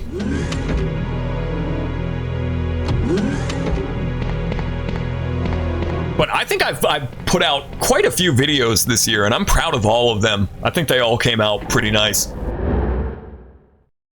But the Ocarina video in particular, like, I feel like I've mentioned that video every single stream ever since I dropped that video that I did on Ocarina of Time. But I am really proud of that video, and I hope that one maybe gets a little bit of steam, like picks up a little bit of steam, because that of all of my videos that I've made, that is the one that I want people to see. Like Trinom dropped another Mario Kart Amped Up update that includes Halloween costumes. Oh, neat. I probably won't be able to get around to that before the month is over, but I'll have to look into that as well, because Amped Up was really good. Thanks, Azura. I appreciate the support that I've gotten from the videos that I've done this year.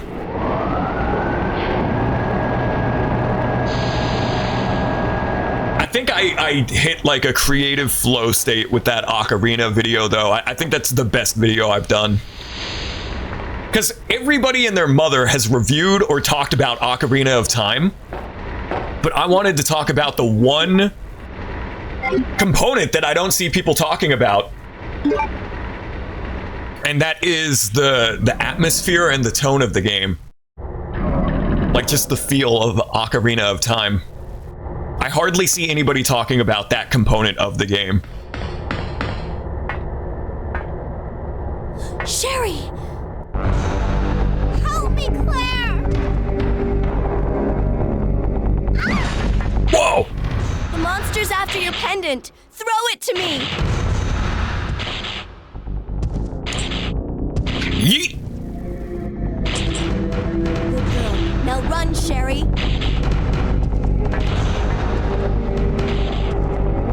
All right, Mr. X, you want a tango? I've got what you want. Come on! Come on! This is what you're looking for, right? The remake did a great job of making Mr. X scarier. Get it! No! Oh, into the molten iron. That's how Mr. X dies?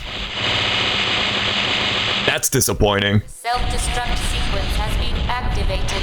Repeat, the self-destruct sequence has been activated. This sequence may not be aborted. All employees proceed to the emergency car at the bottom platform. Well, I guess we're done here. The last game ended with a rocket launcher, and this game he falls into the molten lava? That's disappointing. Yeah, see ya, Mr. X. Oh, he's not really dead. You can't kill him that easily. Or is that Birkin? Wait a minute, that wasn't Mr. X. That was like Birkin's claw hand. Sherry! Oh, I love this game. This game is so good. I do think the 2019 remake is way scarier. Like, Mr. X is legitimately terrifying in that game, but I have enjoyed the shit out of this game. It is so much better than Resident Evil 1.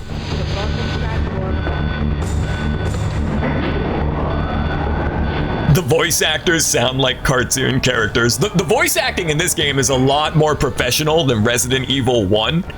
But I love the so bad it's good voice acting in RE1. It's great. You were almost a Jill sandwich. You're right. Like, I love that. For me, so bad it's good voice acting is way better than just like professional, boring, unmemorable voice acting. I love it. That is Mr. X. Okay, so he grew a claw hand.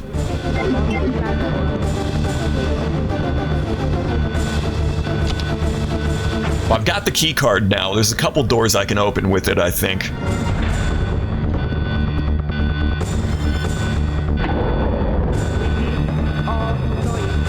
This has been a really fun game. I'm very surprised how much I've enjoyed it compared to Resident Evil 1.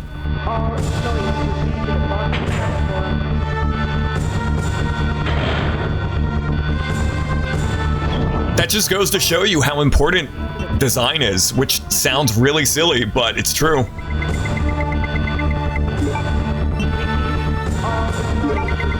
Because this game plays the exact same as RE1. It has the same fixed camera angles as RE1, but the design is just so much better. And I'm excited to check out the GameCube remake of Resident Evil 1 now, which we're not doing this year. We're like, October's almost over, but we'll save that for next year.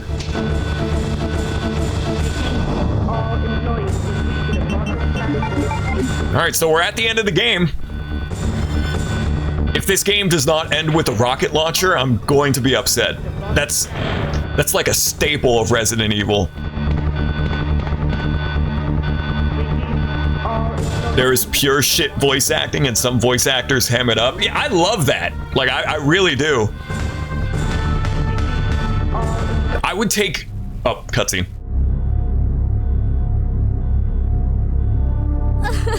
Uh-oh. Mom! Sherry, you have to escape.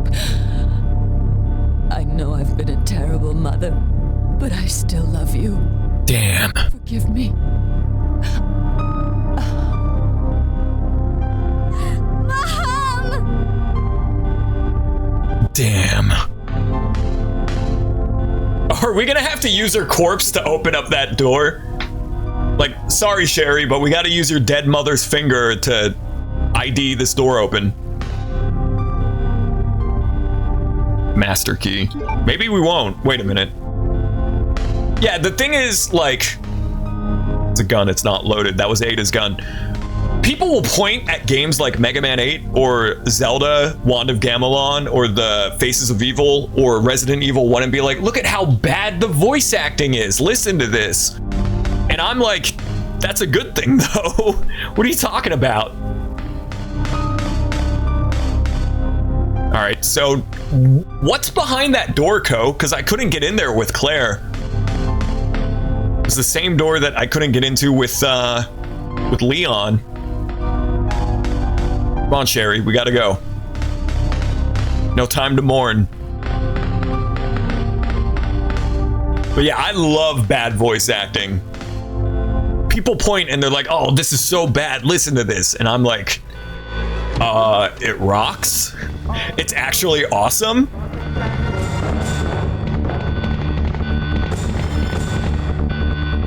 The fingerprint one. Yeah, I couldn't open it. When I tried to open it with Claire, it said ID not on file.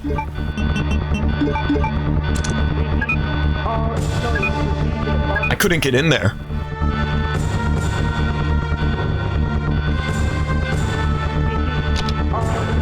More and some goodies. Okay. Wonder how you're supposed to get in there then.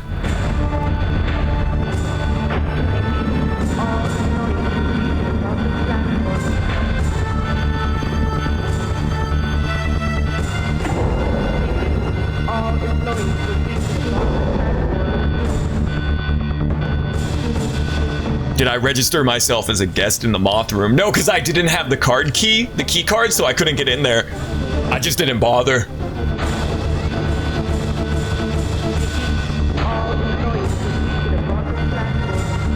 Code Veronica is more campy if bad voice acting is beloved.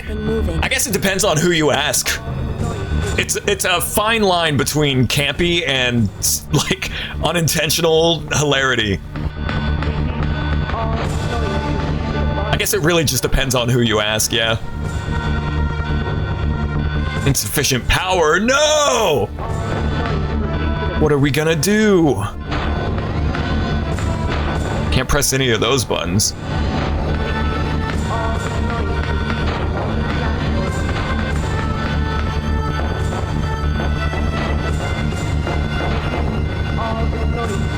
Yeah, I just didn't go into the moth room because I didn't have the key card.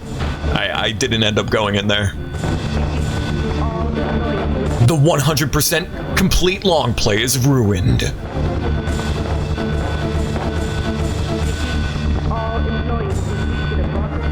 Platform key. I got so many keys. What am I gonna do?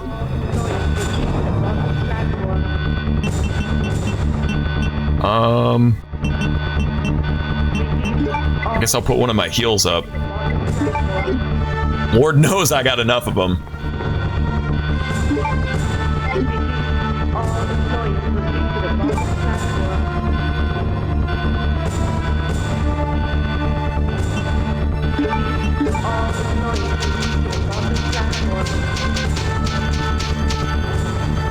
Okay.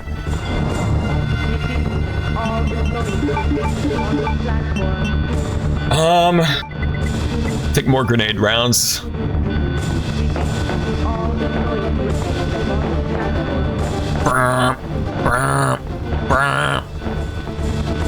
What was this key for? Platform key. All employees belong to us. Zero Wing, low key, has a goated soundtrack. The only reason people know of Zero Wing is because of the awful English dub, which, again, like, or not, it wasn't a dub, it was just the script. It was a bad localization. But again, I like that. People wouldn't have even remembered it if it weren't for that. But Zero Wing is not a bad game. It's like it's a pretty good shoot 'em up for the Genesis. Do games even do Easter eggs nowadays? You feel like it's been forever since you heard people talk about them? I think Rockstar still does that with their games.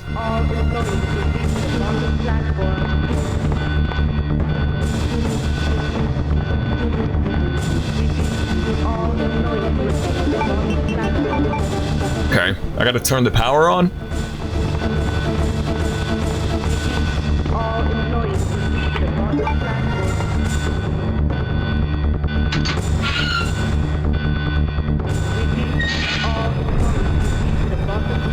Until detonation. Bum bum bum bum bum bum bum bum bum banana banana banana banana.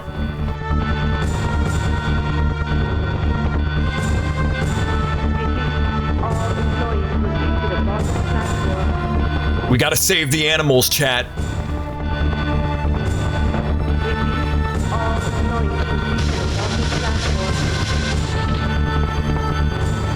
Get ready, boss battle.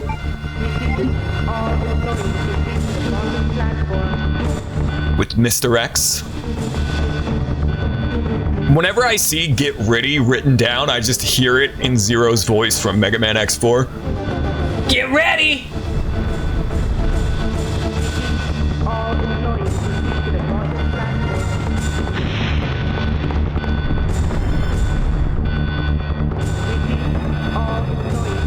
Alright, well, I can plug in.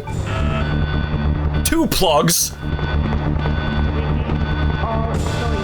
What is this, De La Soul? Plug 1, plug 2, plug 3? Okay.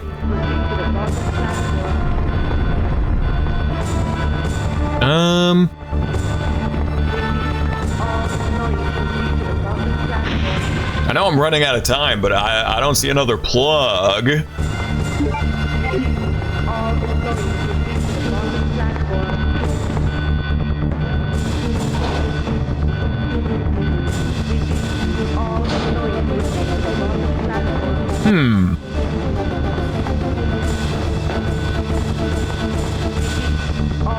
Oh, I see. But I need that heal. Shit, I don't have the space for it. Oh, this is a load of barnacles. Wait, can I plug it into this one though? Wait a minute. I'm gonna reset because I need more inventory space.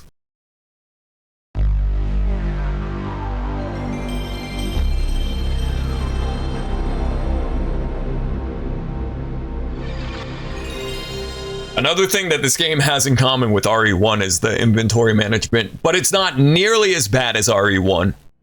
It still gets on my nerves. It wouldn't have hurt them to give them like 10 inventory slots, but let's just say the inventory management in this game, it got shit on the attach cases from RE4.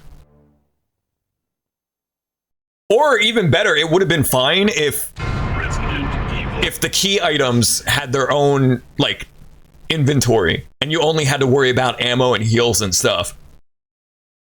Matter of fact, I would have probably preferred that if they only gave me 4 inventory slots, or like 6, and then key items you don't have to worry about. That would have made managing your ammo fine if you didn't have to worry about the key items.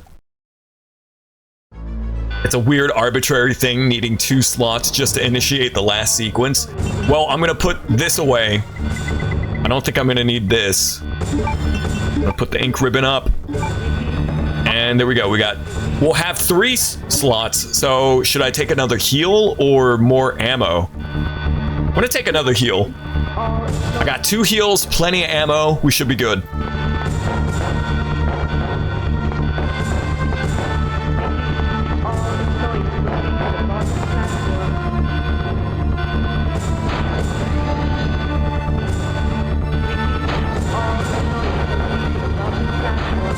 Wait here, Sherry.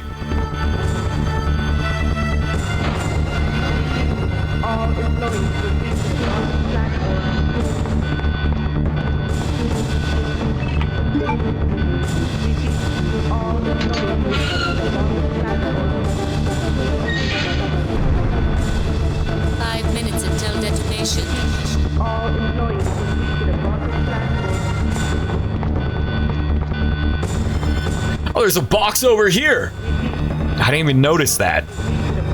Okay, well, that reset was completely unnecessary. They put an item box off in the corner.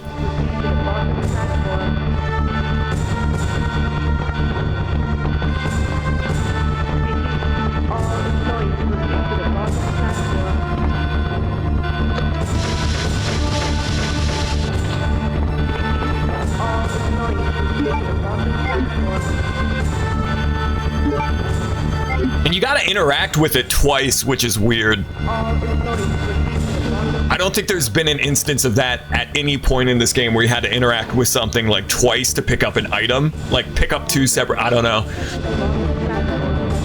It's a little silly, isn't it?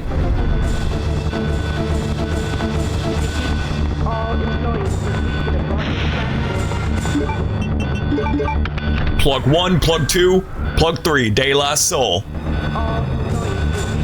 Got some soul like De La do. They say I'm new. It's nothing but some deja vu. Mr. X is back. This kind of sounds like Jonathan Joestar's theme. Well, now it doesn't, but it did for a second. Ow. Ow. Can I run? No, I gotta kill him.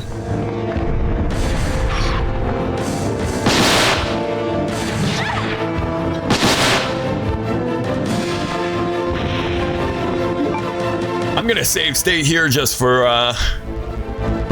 brevity's sake. In case I die. Ow! Yeah, he's gonna kill me.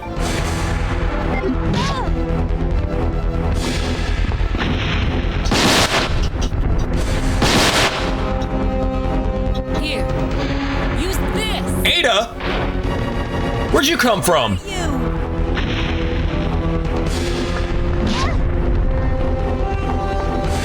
Hey, Taldell, what's happening? Yeah, this is the freaking rocket launcher.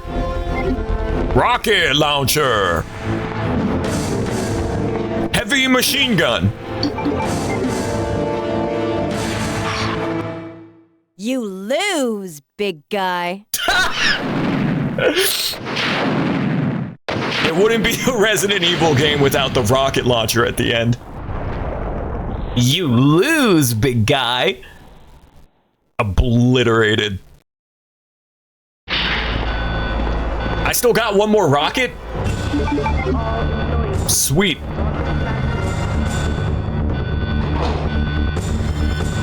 You lose, big guy. And then Tony Blundetto from The Sopranos shows up. Boy, are you that? Reginald Van Gleason III. Boy, are you fat? Wyatt the plugs. I need them? Why would I need them? The power's already on.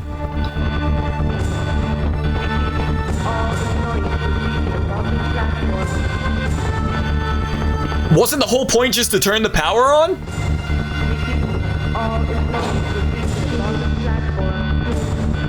If I unplug them, won't the power turn off? That would be really silly. Yeah, we're good. No, you're good, Co. It would have really sucked if I did need them and then I ran out of time and I would have to redo that boss battle.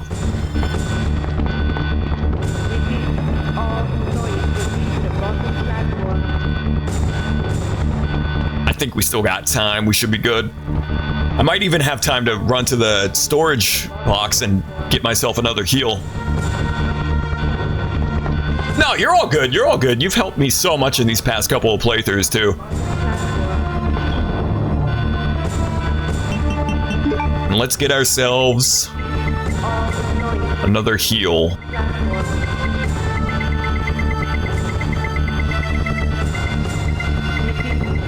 Okay, I was just seeing if there's any red and green herbs, but I don't think so.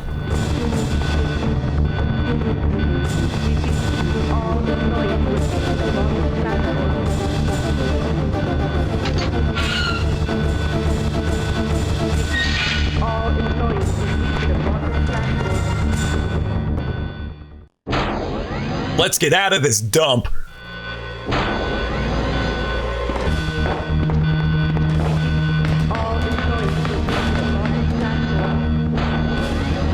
Tunnel gate isn't open.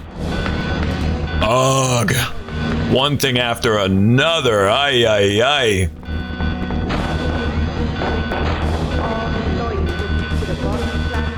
A helicopter goes down in every game until 7. Yeah, there's a couple staples of the Resident Evil series. Zombies, of course. Biological weapons. Rocket launchers. And at some point, a helicopter pilot is going to crash. At some point, some dude flying a helicopter is going to crash.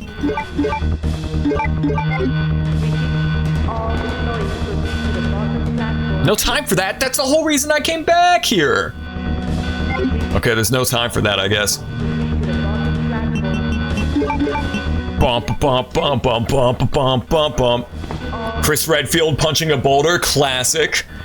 That's the only thing anyone remembers from Resident Evil 5, and that's including me. Like, I don't remember a single thing from that game other than Chris Redfield punching a boulder.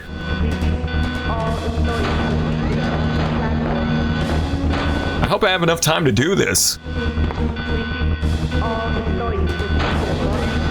You gotta turn the power on. You gotta fight Mr. X. You gotta do this. You gotta do that. You gotta open the gate. Just gonna ignore them. We probably could have driven the train right through that. Not gonna lie, that's a pretty big, beefy looking train. Can you get off of me? Oh, now I'm limping. There goes my heel. They knew what they were doing. Putting a bunch of zombies right in front of the terminal. He comboed it. He puts the work in on that boulder. All right, let's go. Let's get out of here. Get me out of here.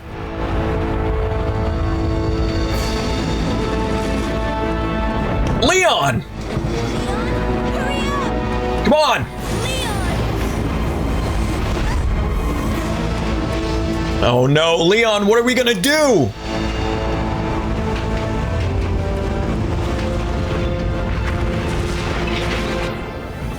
He just got on. Don't quite understand how, but...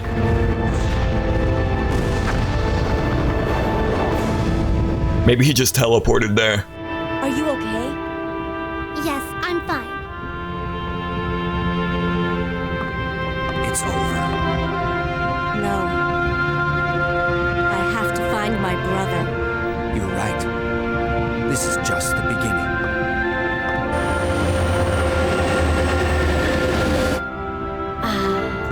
My God has protected you. It will always be with you. Claire. Sherry.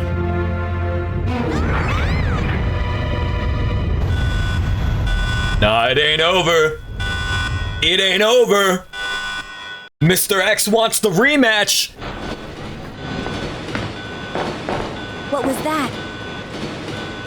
Ada didn't get on the train. How does Ada survive that fall in this game? That was like a Darth Vader-ass fall, like all the way down there. The emergency system has been activated. This train will detonate. Leon isn't blonde. Yeah, his hair color changes a couple of times throughout these games. No! What's wrong with this thing? Hook shot. You know, probably. She uses that thing so much in Resident Evil 4. The friggin' grappling hook. Yeah, I think you guys are right. That's probably how. We don't see her use it in this game, I don't think, but who's to say she didn't have it on her?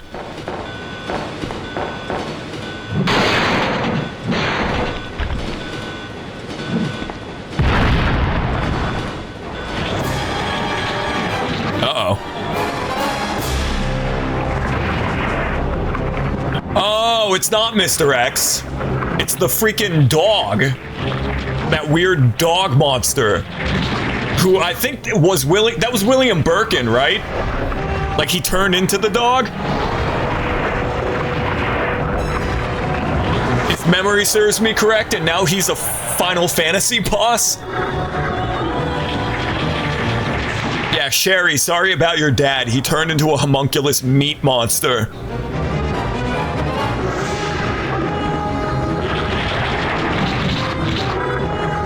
I'm gonna save state so I don't mess this up. I really like this MIDI opera music, by the way. It rocks. Hasta luego. I wasted my rocket? That did nothing?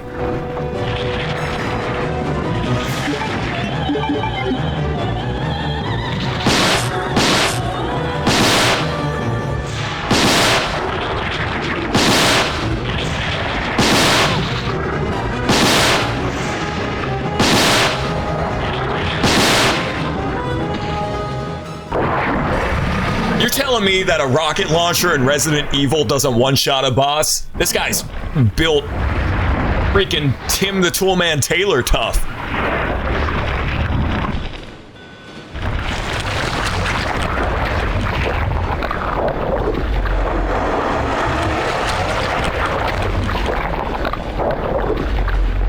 And now he's just a slurm monster.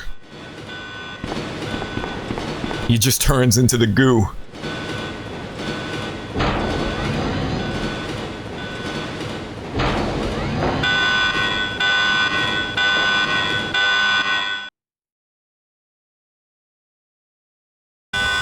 Warning, warning.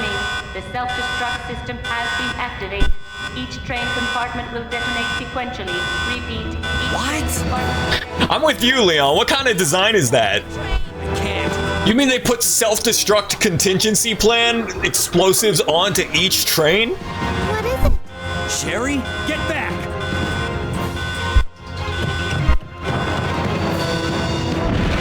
There's a song in Majora's Mask that uses that opera MIDI. Do you know which one? Because I don't recall. That's what I call ugly. Claire! Where are you? You don't give up, do you? Sherry! What are you doing? She's just skedaddling. I can do it. Sherry! Persistent, aren't you? Well, come and get it! Woodfall Temple, but it doesn't use that opera MIDI. It uses a No, that's not the same thing. Hold up. Azura, we watched a video about this last night or the night before.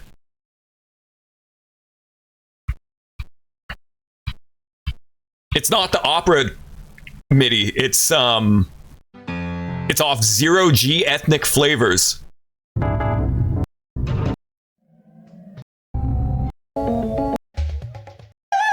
Yeah. This. It's off a sample CD.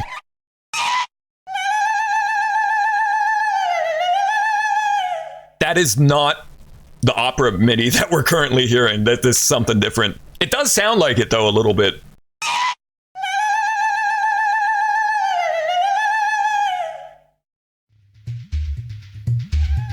Shoutouts to Gilla Masan on YouTube for this video, by the way. It is the samples used in The Legend of Zelda. Very good video. Which one one's the right switch? Maybe this one? Sherry! Claire! Ah! It does kind of sound like it, though. I agree. Push the switch over there! Got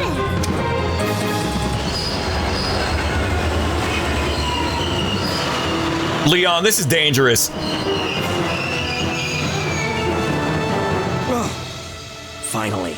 Are you okay, Sherry? I'm okay. Where's Leon? I'm okay. Leon! Leon's a crazy bastard. Die. We've got to get out of here. Yeah, I can definitely hear it. It's not the same, but it does sound. I can definitely hear it.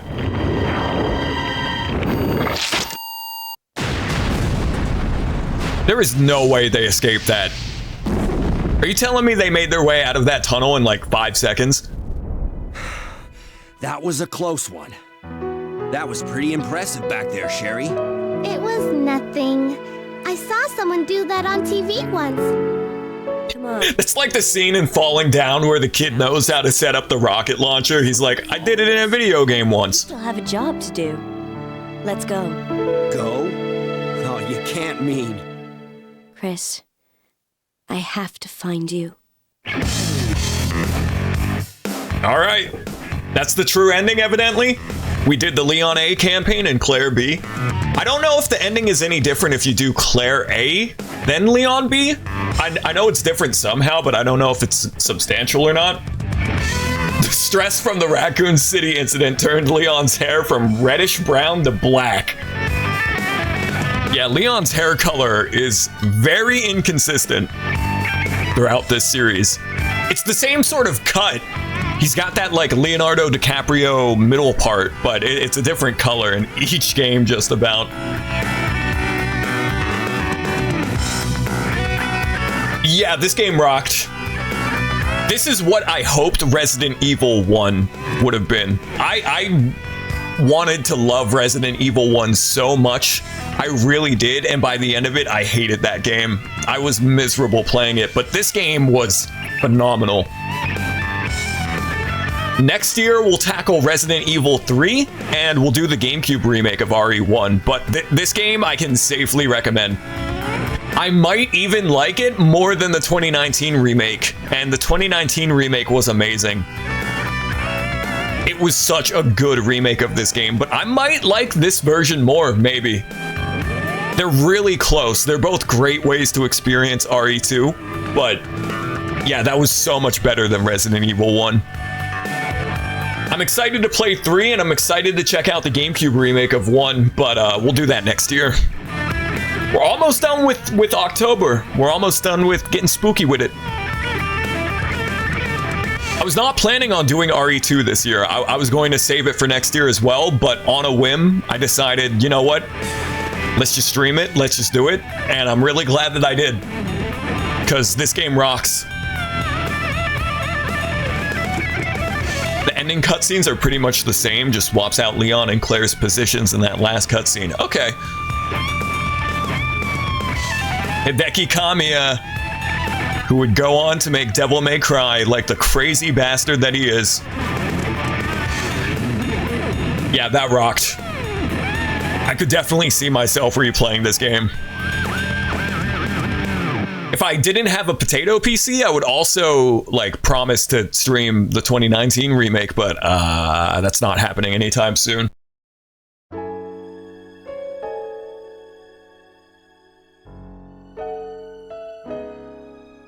I could start speedrunning? Maybe.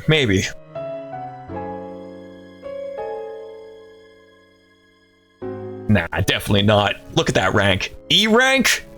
E stands for amateur. I gotta get a world record in Sonic R first. I gotta start speedrunning Sonic R again and get a world record.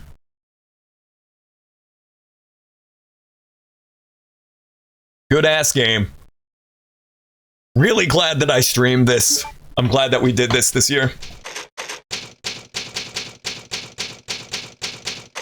E for excellent? Nah.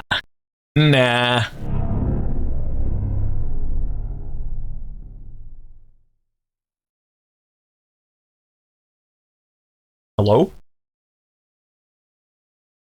It's a still image. Reached the police station without getting any items? What? It's not over? What is this?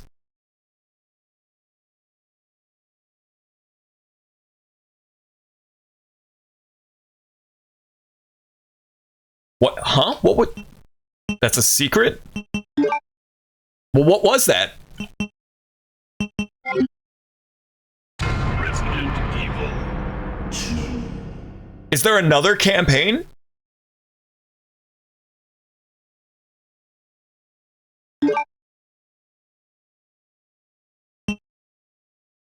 I don't know what that was. That... Huh. Well, anyway. Yeah, Resident Evil 2, good game. Good game. I could recommend that to anyone who is willing and able to get over the tank controls.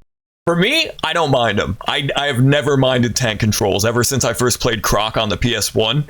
But for some people, that is a huge hurdle to get over. Some people hate tank controls, and I see why. For me personally, that wasn't a problem though. If you get to the RPD without picking up any items, a special zombie spawns that drops a key that allows you to swap to a special outfit. Oh. Okay. Get to the police station without taking any items. Remember the helicopter pilot who abandoned the STARS members? That's him? That's his... Oh, okay. I see. Well, I'm not going to do any of that, but... maybe if we ever do a replay of this game, I'll try to do that. A replay on stream. I'm definitely gonna play this on my own more. But yeah, good game. Good ass game in a 2-year turnaround. We went from Resident Evil 1 to Resident Evil 2. I see why this is some people's favorite in the series. Nothing will top RE4 for me personally, but that was good. And the fact that it even compares, let alone maybe I like it even more than the 2019 remake, is pretty crazy. But that's going to do it for the stream for now. I'm going to take a little BRB, make myself a snack, like a sandwich or something. And we'll be back with Sniper Elite, Zombie Army, and maybe some more fighting games. Maybe we'll do like a little Fightcade stream. I don't know. But yeah, if I don't see you then, have a great rest of your night. Otherwise, we'll be back in a little bit. Thanks for watching the stream, everybody. I'll catch you here in a few.